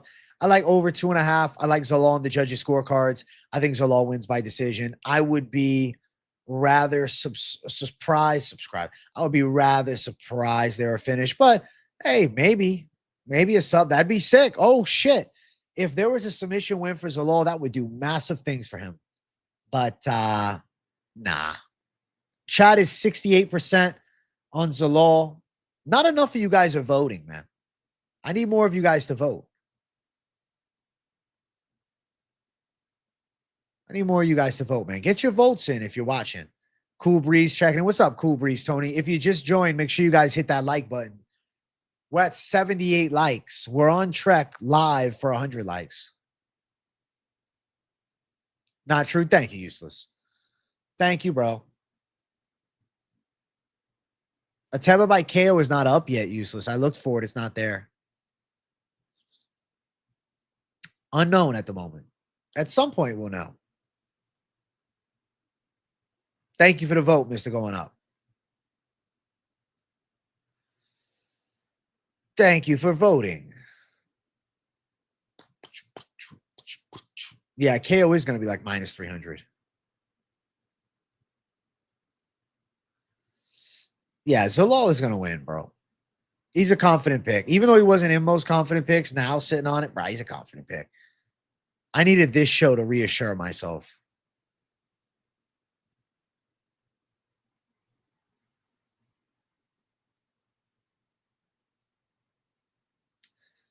All right, get your votes up. Let's make it happen. I'm going to get ready to jump up to the next fight. Next fight on the card. Featured fight on the main card. Yuri Procházka versus Khalil Rountree Jr. The pick for me is Khalil Rountree. Now, I know some of you guys are surprised at that, but I have my reasons for picking it. And I'm not going to tell you that it's a lock of the fucking year. How I see this fight is stylistically, it's a matchup where Khalil has the technicality edge. Though Yuri can land big punch combinations, though Yuri has a dangerous rip on the inside, mixing up shots with an awkward rhythm and flow and good head movement, Khalil does have a well-refined stand-up game, precise kicker, power puncher, and a good chin. Khalil eats a good shot at this point. Procházka, easy W. Damn, bro. No love for Khalil. I believe that the technical Muay Thai of Khalil Rountree is a factor. I could see him clipping Procházka with some hard shots. I could see him hurting him with big leg kicks and big kicks up high even. Teeps to the body, right hooks, overhand lefts. I look at Khalil Rountree's performance against Pereira, and I think of the positives. I look at the technicality against Jamal Hill. I get it. It's Jamal Hill, but he still was incredibly accurate. If Rountree can avoid the back and forth war and instead win by a technical fight, whether it's a KO or a decision is irrelevant, I think he can find a way. Now, let me tell you this. An element of Khalil Rountree that has to be considered is if Yuri Procházka is over-aggressive, reckless, wild with his dips, rips, uppercuts, rollovers, and, big throws over the top. A hands-low style getting cracked by a thunderous punch against Khalil Rountree is a fucking danger. Is an immense danger. Khalil Rountree has substantial KO power. And Khalil Rountree is surely a dangerous threat to Yuri Procházka on the feet, wherever this fight takes place, but specifically on the feet. I see it as competitive. I do think Procházka can land some big shots. I do think Procházka could have some moments. But my God, Rountree could put him down with a big punch. Procházka getting reckless and then Rountree just finding shots. Like, you're going to stand hands low with Rountree in range? It seems like a bad idea to rely so much on head movement, the slip game, in a guy, or an opponent rather, and a guy in Rountree having precision power and very crisp and accurate technique.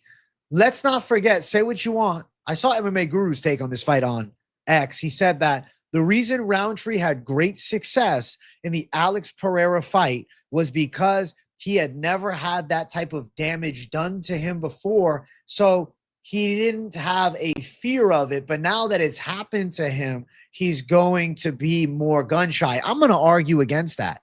Khalil Rountree has lost by knockout before. Khalil Rountree was violently knocked out by Johnny Walker with terrifying elbows in the first round. He was destroyed by Iwan Kutelaba on the ground as well. It's not like Khalil hadn't had fights that went against him before. It's not like it was just win after win after win. Khalil Rountree still has 6 UFC losses. Khalil Rountree has been finished. He's been submitted. He's been knocked out. He's been beaten up before. I look at the fight against Pereira as an obvious sign in the evolution of what Khalil Rountree has now. I don't think he fears the power shots of Procházka on the other side. I'm not saying that he's going to just willingly get punched in the face, but I think Khalil Rountree can strike with the best of them. I think he can strike with Yuri Procházka. I think Khalil can have good moments. I think Khalil can find a way. I think a decision win is live. Maybe dropping Procházka, fighting smart. Alex broke his face. Clean KO is less PTSD inducing. I don't know with Khalil, man. He's crazy. I don't know, man. So you're saying because he got beat so bad, he won't come back the same? Remains to be seen. I get the analogy, and I get where he's coming from. But I think Khalil Rountree is certainly in this fight. And I'm not willing to overlook what Khalil can do in all areas of the game in a matchup like this. Looking towards the gambling side of this fight, if you are betting this fight, money line for Rountree is rather intriguing at plus 167. It is a very good tag, and he's got a chance to win. Now, where I think it could be interesting, this fight damn sure feels live to go over a round and a half, which is minus 150. Looking towards how it ends, Rountree by a decision, plus 450. Procházka by a decision, also plus 450. Procházka by KO, plus 100. Rountree by KO, plus 275. Is it crazy to think Rountree can get a KO or a decision? I could see them going 3. I could see Khalil working Procházka in a technical fight, landing some big shots, hurting him, and then taking it on the cards with a patient attack. I don't know if it's the greatest bet ever, but I do think it's live. Any props catching my eye here? Rountree, decision, or KO plus 160? Yeah. But why would I do that when the money line is almost as good at, it's better at plus 167? I don't understand these decision or KO lines having worse odds. It's just stupid. Weird.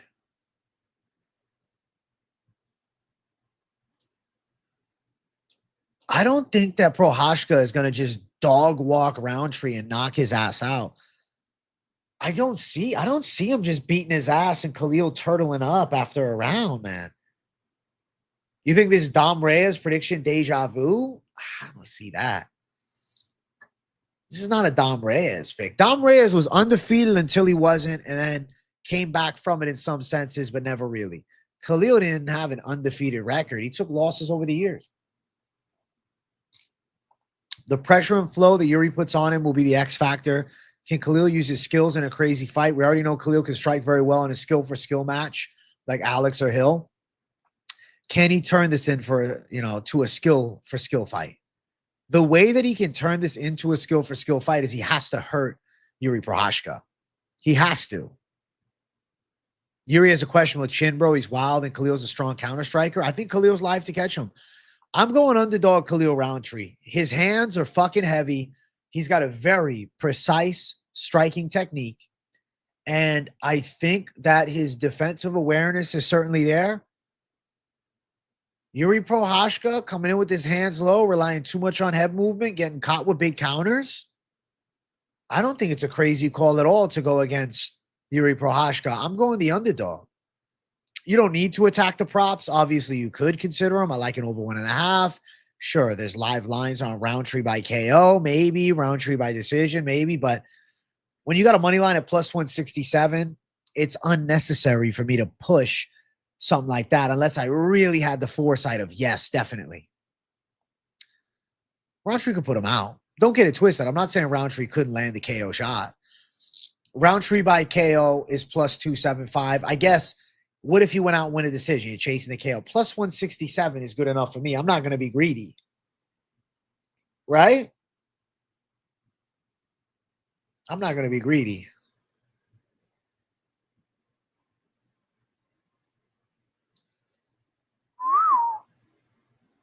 Not greedy. Not greedy, Jay, in this bitch. Yuri gets hit just about as much as he hits his opponents. Not a bad call. I'm saying. I think Yuri being tall and longer will mean he won't be in as much danger versus Rountree. Depends on how Yuri's timing is. We shall find out. Yuri said he got his master's degree to improve his fighting skills. He's a fucking wild guy. Yuri Procházka is one of a kind. I look forward to the fight. We shall see when the cage door closes. But right now, I'm going to go towards Rountree to find a way. When there's a will, there's a way. And I think that way is the Khalil Rountree way.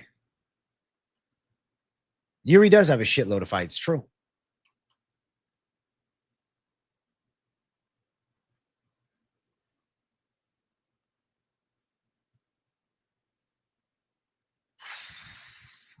All right, poll is up. You're on Yuri, but you don't hate the Khalil pick. I think Khalil thrives in a slow-paced fight, but he won't have the luxury against Yuri. I'm excited. How can you go against Yuri? You're nuts. I guess I am nuts, according to you, bro. I guess so. Let's jump to the co-main. Merab Dvalishvili versus Corey Sandhagen. I'm going Merab to win. I think that Merab is going to buzzsaw through Corey, specifically with the pressure wrestling game, but using striking to set things up as well. Corey Sandhagen has a nice kickboxing game. Good strikes from the outside. He's quick. He's got nice teeps. He's got dangerous wheel kicks. He's got elbows in close range and flying knees. Listen, Corey Sandhagen is a hell of a fighter and definitely one of the better bantamweights on planet Earth. But Merab Dvalishvili is a relentless force who has a clear advantage in the wrestling department, somewhere that Corey Sandhagen struggled a bit against Umar Magomedov, who Merab pulled off a win against. I think when you look at the matchup, you have to anticipate Merab outmuscles him. 5'11 at 135, 5'6 at 135. Can Sandman stay at distance and kickbox him up for 5 rounds? Does he catch him with the perfect shot and knock him out? Nobody's done that to Merab yet. Merab has great recovery, and that's because of his insane physical condition that he is in. I think Merab comes with heavy punches. I think Merab comes with strong pressure. I think Merab comes with takedown threats and mixing it up and getting in top position. And I think that Merab is really live to put on a heavy pressure performance. And with the threat of takedowns against the side of Corey Sandhagen, I anticipate that we will see Merab landing some punches over the top. I think Merab is going to catch Sandhagen with some power hooks. Not saying he's going to knock him out with punches, but he'll land some strikes here because Sandhagen is going to be hyper fixated on defending takedowns, when he feels the Merab pressure and when Merab shoots and shoots and shoots and shoots and shoots, you're going to be overthinking that takedown, and that striking flow will be interrupted. The way that he gets in that flow state, there's going to be an interruption into that thought process where Sandhagen shines. I'm going with Georgian balls to get the win over the small ones in Sandhagen. I do believe that Merab Dvalishvili can put it on Corey Sandhagen in a 5-round fight and pull off a W. Now, the gambling side of it, looking towards the betting odds, yeah, you're looking at incredibly wide lines. Minus 400 for Merab Dvalishvili. And then looking towards the side of Sandhagen, you have plus 300. Minus 400 Merab, plus 300 Sandhagen. I feel like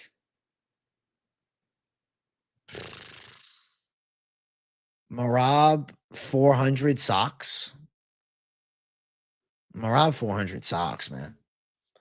Really socks. Merab minus 400 is a terrible line, but we have to consider some things. We have to consider some things. Decision win for Merab is what? 2-1. That sucks. Dvalishvili by sub plus 800. Huh. If Merab breaks them and subs them, that'd be impressive. Sandhagen's in shape. Sandhagen's good on the ground defensively, but fuck, dude. That Dvalishvili sub line at plus 800, it's almost too good to overlook. I mean, it is too good to overlook. Plus 800 is crazy. Merab by KO, maybe ground and pound, that'd be savage. Rumor has it Corey is training in Tampa, Florida, learning the flying knee from the great AJ DeVito. That is the rumor, and I will tell you, I think it's true. Sandhagen spread. Let me double check. And the over 5 point or the over 3.5. The spread on Sandhagen is 115. And then the over 3.5 is minus 475. So you'd get a bit of a plus money tag if you parlayed that up. Listen, chasing value, of course, you can consider Merab to eventually find the sub. But when you look at the history of Merab's fighting, he has only 2 submission wins. So not the bread and butter of his game. More so, Merab is a decision winner. 15 decisions, 2 submissions, 3 KOs. 5 finishes opposite 15 decisions. And inside of the UFC, you have to also recognize that he only got a finish in 2 UFC fights. Over the years, there's only been 2 finishes. Yes, in his most recent, but out of his 13 UFC wins, 11 are by decision. So more often than not, Merab is going to outwork you on the judges' scorecards, put a pace on you, and then get you out of there. What's Merab inside distance? Plus 450. Listen, it's a fucking value chase over anything else. If you feel like, hey, he's got 25 minutes to work, AJ, I say this, man? The prop edition is such a good addition to these Thursdays. Hey, thank you, Useless. Yeah, it's going to be the new look of the Thursday show. I think it adds more value to the rewatchability as well. And I feel like, I was just kind of rinsing and repeating with the late night live. I wanted to change something. I wanted to make it very dialed into the discussion of props. Sandhagen, 5.5 plus over 4.5 rounds is the play. I respect that call, Braden. Listen. Corey can create a cut. This might be a war. Yo, if he makes it a fight, a cut would be it. My prediction is decision. I think we're going to the later stages. I think Merab gets it on the cards. I would love to say that subline hits at 8-1, but recognize it's surely a chase. There's 25 minutes that you have for it to come to fruition. So, I get it. I get it.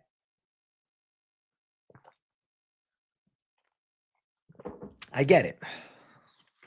I get it, but I don't love it, but I get it.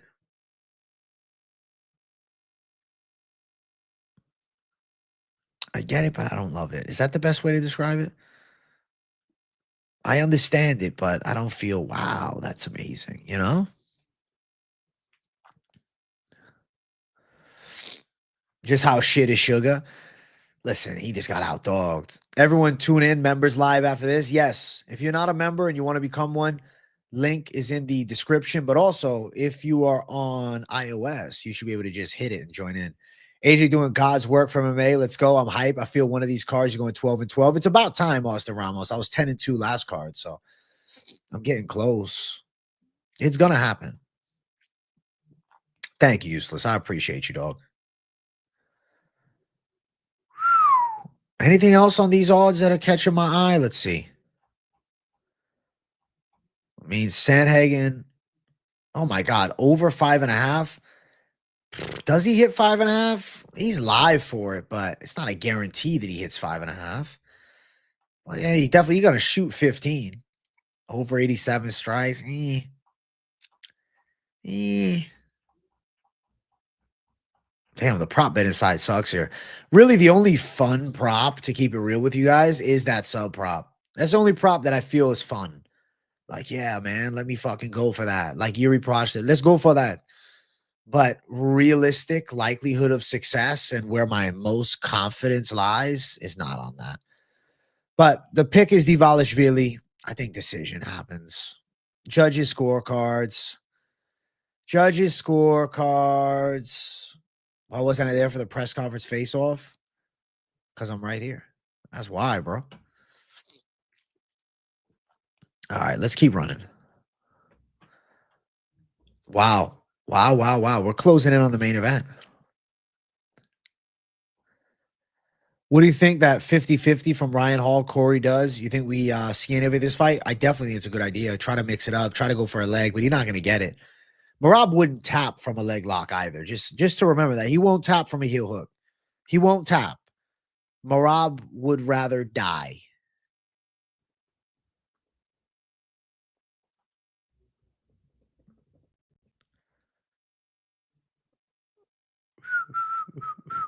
Ever go to Hard Rock? Not really, bro. I won't cap. Once in a blue moon.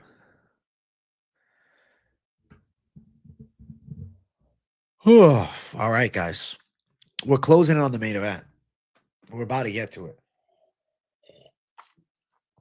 D-Clawed House Cat versus D-Balled Retriever. Winner gets their shit back. I guess I'm going with the D-Clawed House Cat.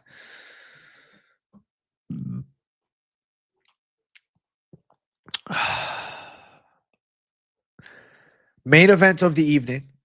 Magomed Ankalaev versus Alex Pereira 2. Also, if you guys are watching and enjoying, make sure you hit that like button. If it's your first time on the channel, welcome to the show. If you haven't subscribed, lock it in. Hit that subscribe button too. Savage live stream, in depth, bringing the thunder with the prop bet inside. If you're watching on replay, definitely let me know in the live comments what you thought. And also a blessed shout out to the replay gang. I appreciate everybody for tuning in. All right. Let's get on business now. Magomed Ankalaev is my pick to beat Alex Pereira, and I get it.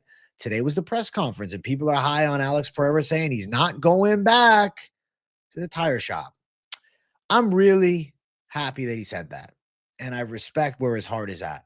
And he's not going back to the tire shop, but that has nothing to do with him winning this fight against Magomed Ankalaev. He'll never go back to the tire shop. He's made millions. He's set forever. Magomed Ankalaev is the stylistic matchup that is, I believe, the kryptonite to Alex Pereira. Why? Because Magomed Ankalaev has professional level boxing skills. He's a southpaw, and he's also incredibly aware defensively. Magomed Ankalaev is not simply put a puncher, right? Not simply put a wrestler. Magomed Ankalaev is truly a guy that does everything with efficiency. But I will say his hands are very precise. And Alex Pereira was out kickboxed against Magomed Ankalaev last time. It's hard to argue that the older man will make the adjustments to get a win over Magomed Ankalaev in the rematch. Instead, I believe the younger man would make the adjustments to get a violent finish in the rematch over a guy that he couldn't finish the first time. Going into a fight against Alex Pereira, as much confidence as Magomed Ankalaev had, there had to be a bit of a daunting anxiety over it because of the power of Pereira and the hype on him and the violent knockouts that we have seen. The fact that Magomed Ankalaev already stood up to it and now it's the rematch, he's like, I did this before. I know you're human. I know I can outwork you. I know I can break you. I know when need be, I can pin you up against the cage and control you. Magomed Ankalaev is going to win against Alex Pereira again. But it comes down to not if, but how. When you look at last time, there was uncharacteristically low output from Alex Pereira because there was a fear of the counter shots from Magomed Ankalaev on the opposite side. When Pereira let some shots go, I believe round 2 is when Alex Pereira got rocked against the cage. You saw the effect that a clean shot from Ankalaev had on him. Alex Pereira, people are considering, oh, he's going to be more aggressive. He's going to bring it this time. If he is more aggressive and overzealous, he is defensively flawed. We've seen it in numerous fights. Alex Pereira gets hit, and Alex Pereira is not a slick boxer. He is a power-hitting kickboxer with the true definition of touch of death. But he does things by the book, they'd consider it wrong. The best guys normally do. But on the opposite side, Ankalaev, one of the best guys that does things by the book, right. Technicality over the knockout ability. Precise power over the touch of death. Ankalaev doesn't walk into stupid shit because he doesn't take risks. Ankalaev mentality is simple. Win. If the finish opens up itself, yes, he will push for it. But Magomed Ankalaev is not going to go and be overzealous hunting Alex Pereira down for the knockout. But Alex Pereira is going to need to put an effective and aggressive offensive output out there to defend against the Ankalaev technicality, which worked well for him last time. I think Magomed Ankalaev does it again. And I think how he does it depends upon how Alex Pereira will fight. If Pereira starts to put the pressure on and swing big shots at Magomed Ankalaev, don't be surprised when the slower Alex Pereira is caught by a big counter shot and KO'd by Magomed Ankalaev. If Pereira chooses to try and be technical, like last time, gets caught up against the cage and then garners some control time for Ankalaev there, I could see another decision in a very similar fashion. But don't get it twisted. The pick is Magomed Ankalaev again. And I do feel as though there is something in the air telling me maybe it's a KO this time. Minus 262, Magomed Ankalaev. Plus 222, Alex Pereira. I believe Magomed Ankalaev will knock out Alex Pereira this time. I'm going to go out on a whim and say it. I'm going to make the big balls call. He will chin Alex Pereira. He will chin Poatan this time. Looking towards the knockout prop, 2-1 odds for Ankalaev by KO. Live for it. Decision plus 150, but 25 minutes. I think Pereira wants to win. I think Pereira is going to bring it, man. And I think in doing so, Ankalaev will land that big shot and will get that finish. I think it's Magomed Ankalaev's time now. Pereira at 38. Normally, it doesn't get better the second time. It normally gets worse. Spread on Ankalaev minus 135. Fuck the takedowns. I don't know. Over in strikes depends on when a big shot lands. Kind of thinking third round KO on Ankalaev, but it could be at any point. What's third round KO on Ankalaev? Ankalaev by KO, round number 3. Specifically KO, not just wins in round 3. Plus 1,300 for the third round KO. I could see him finding his timing and landing the thudding shots and putting Alex away come round number 3. Also, chat, we're at 91 likes. Can we get 100 likes up in here, man? I've been live for 2 hours, 13 minutes, going in depth about every fucking possible prop on this card. At the very least, I'd like to see you guys return fire 100 likes for me. That would mean a lot. That would, seriously. 100 likes would mean the world to me, man. So make sure you guys smash the like button. Make sure if you guys haven't had the post notifications turned on that you turn them on as well. Because I'll be live tomorrow afternoon, and I'm live for members after this. I'm not done yet. We're back to business, Braden. I think it's Ankalaev's time now. I think Ankalaev wins by KO. And I get it. People are saying, oh, marketability. True. This is not as big of a card as the first one. There's less hype on this card than before. I notice it. I can feel it in the community. This is not a crazy big card for the UFC. It's a big card, but it's not one of their spectacles. I think Duplessis, Hamzat, way bigger. Topuria, Oliveira, way bigger. I think Aspinall versus Gane at the end of the month is going to have more hype on it. I think UFC 320 is a bit of, oh shit, the UFC's back with a pay-per-view. Nice. Pereira losing the last time. The truth is, they lost the oomph. People are less excited for this one. Their first fight wasn't crazy entertainment. So that's why folks are less excited. I think this card doesn't have the same hype as their first matchup. No way. I know. I can tell. I can feel it all week. I see it in the chat all week. I can see it online. I know. Right now, the UFC is not at an all-time high. I think hype is going to come back with Islam Makhachev, Jack Della.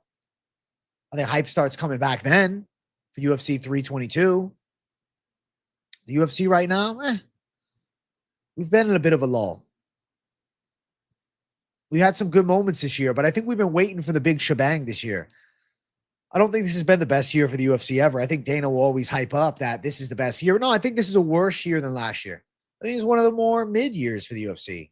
There's been great moments. Doesn't mean there wasn't awesome fights. Doesn't mean I don't love it as a fan, but no, this wasn't a spectacular year. I know what the truth is. I know the numbers. I see them. I know what a full card prediction does on a big week versus one that isn't. And I know what the truth of it is. Less people care.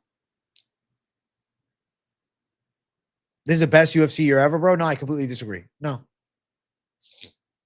I think 2026 will bring things back up, but I think this was supposed to be the lesser year. Dana was focused on boxing a bit. I think there was a negative effect. It's Big Ank time. The fans are less excited for the lore. It's Big Ank time. It's Big Ank time. It's Big Ank time. Bro, I know this fight is not that hot because I know my casual friends are not that hype on it. I mean, they'll probably watch it come fight day, but there's not as much pre-fight lore. I mean, I saw the embedded numbers are down. Guru posted a screenshot on Twitter about it. I saw that. I said, yeah, I'm not surprised. And he thinks it's, embedded. It's kind of out of date. And in a sense it is, but also it's just this fight doesn't have crazy hype on it. It should. This is an amazing matchup, but it's a rematch of a fight that the first time wasn't a wow fight. This doesn't have the same hype as the Adesanya rematch with Pereira. The, storyline isn't there. Ankalaev doesn't have a lot of hype, but Ankalaev by KO is my prediction. And I think it's going to come to fruition. And I think, round 3 is live for it. Could be round 2. He could catch Pereira early. Could be round 4. Ankalaev round 4, 1,500. Round 2, 1,100. Round 5, plus 1,800.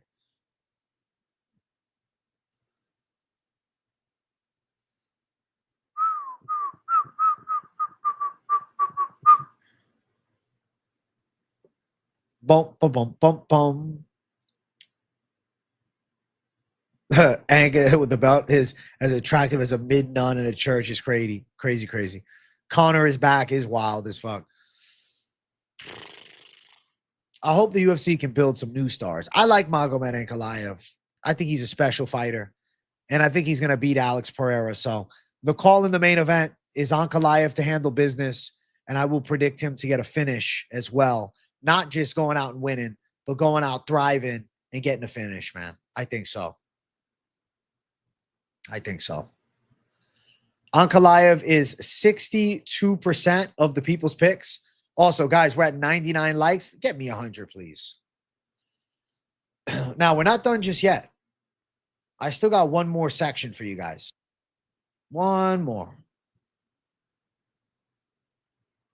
I just want to discuss some ideas of parlays. And I'll be, listening to the chat. This is more of a discussion than me telling you have to do this. But this came to my mind. Patchy mix to get it done with the side of Zalal, minus 163 with Ankalaev. I'm not going to play. Minus 180 ain't accurate. Plus 122. That seems like a lock 3-leg. Shit, fucking big faves, but something that came to my mind. Ankalaev is a champ. Is like cancer for marketability and promotability.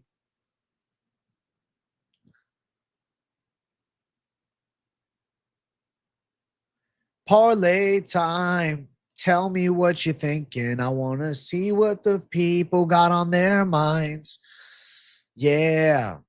Parlay time plus 122 for that 3-leg is kind of fun. Fuck it. Why not?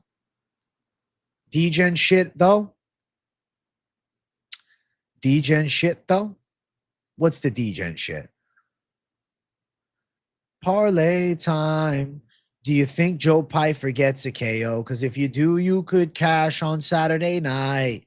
Yeah, plus 143. Match the KO with Chiasson by sub because why not? Fuck it. Let me have some fun. I don't know for sure if this hits, but fuck it. And then add one more. Who's winning by decision? I don't know. I got a feeling it's Yusuf Zalal. Yeah, Zalal on the cards. Wins by decision at hopefully not 195, maybe 157, minus 188, but around plus 2,000. I hate that. It's not exciting at all. Khalil KO, Ankh KO, Marab KO. Or Marab sub. That's a balls 3-leg. That's savage, bro. I respect that. I think there's a new wave coming, a bunch of champs that will be hated big time. I feel like you might be right, Useless. Go D-Gen Savage mode. Imagine all underdogs win, throw 5. You'll be a rich man. Bro, I'm going on American Idol next season, bro. That's the plan. American Idol, Jay. American Idol Savage, Jay. I'm doing it. I'm creating the members stream link, by the way.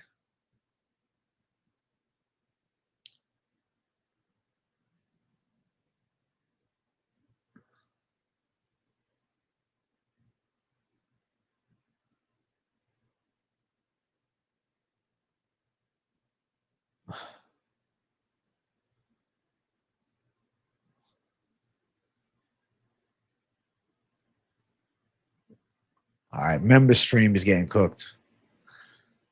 Give me a second. It's coming together. UFC shouldn't give Movzar a title shot. Just release him. Maybe they'll try to trade him, bro. Maybe that's what's going on behind closed doors. They trade him for Dakota Ditcheva. That'd be funny as fuck.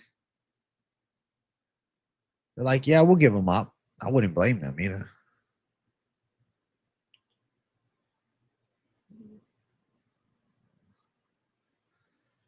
All right, member stream is up, chat.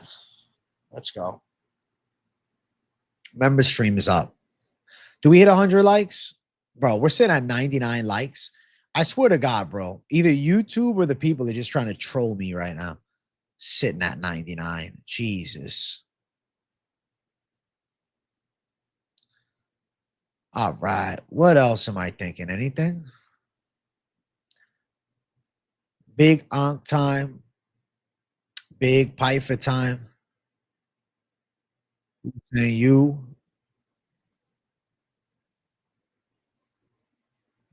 Puna Soriano, Patchy mix. Like this is pretty live too at plus 632. I'm so hyped for the Movzar Floyd fight. Said no one ever. He's got a few fans. Bro, beating Chimaev right now seems like a damn near impossible task. No, I don't think anybody beats Chimaev. I think Chimaev is untouched. You know how Vagabond got hate for not being able to find the finish in Contender Series. Hard to get finished flyweight. True. Yeah, he got bullied a little bit by Dana. Hey, what's up, OG Smoker? Ripski time.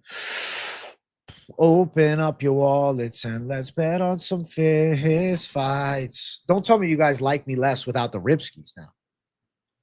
Listen, guys, I'm doing the members stream.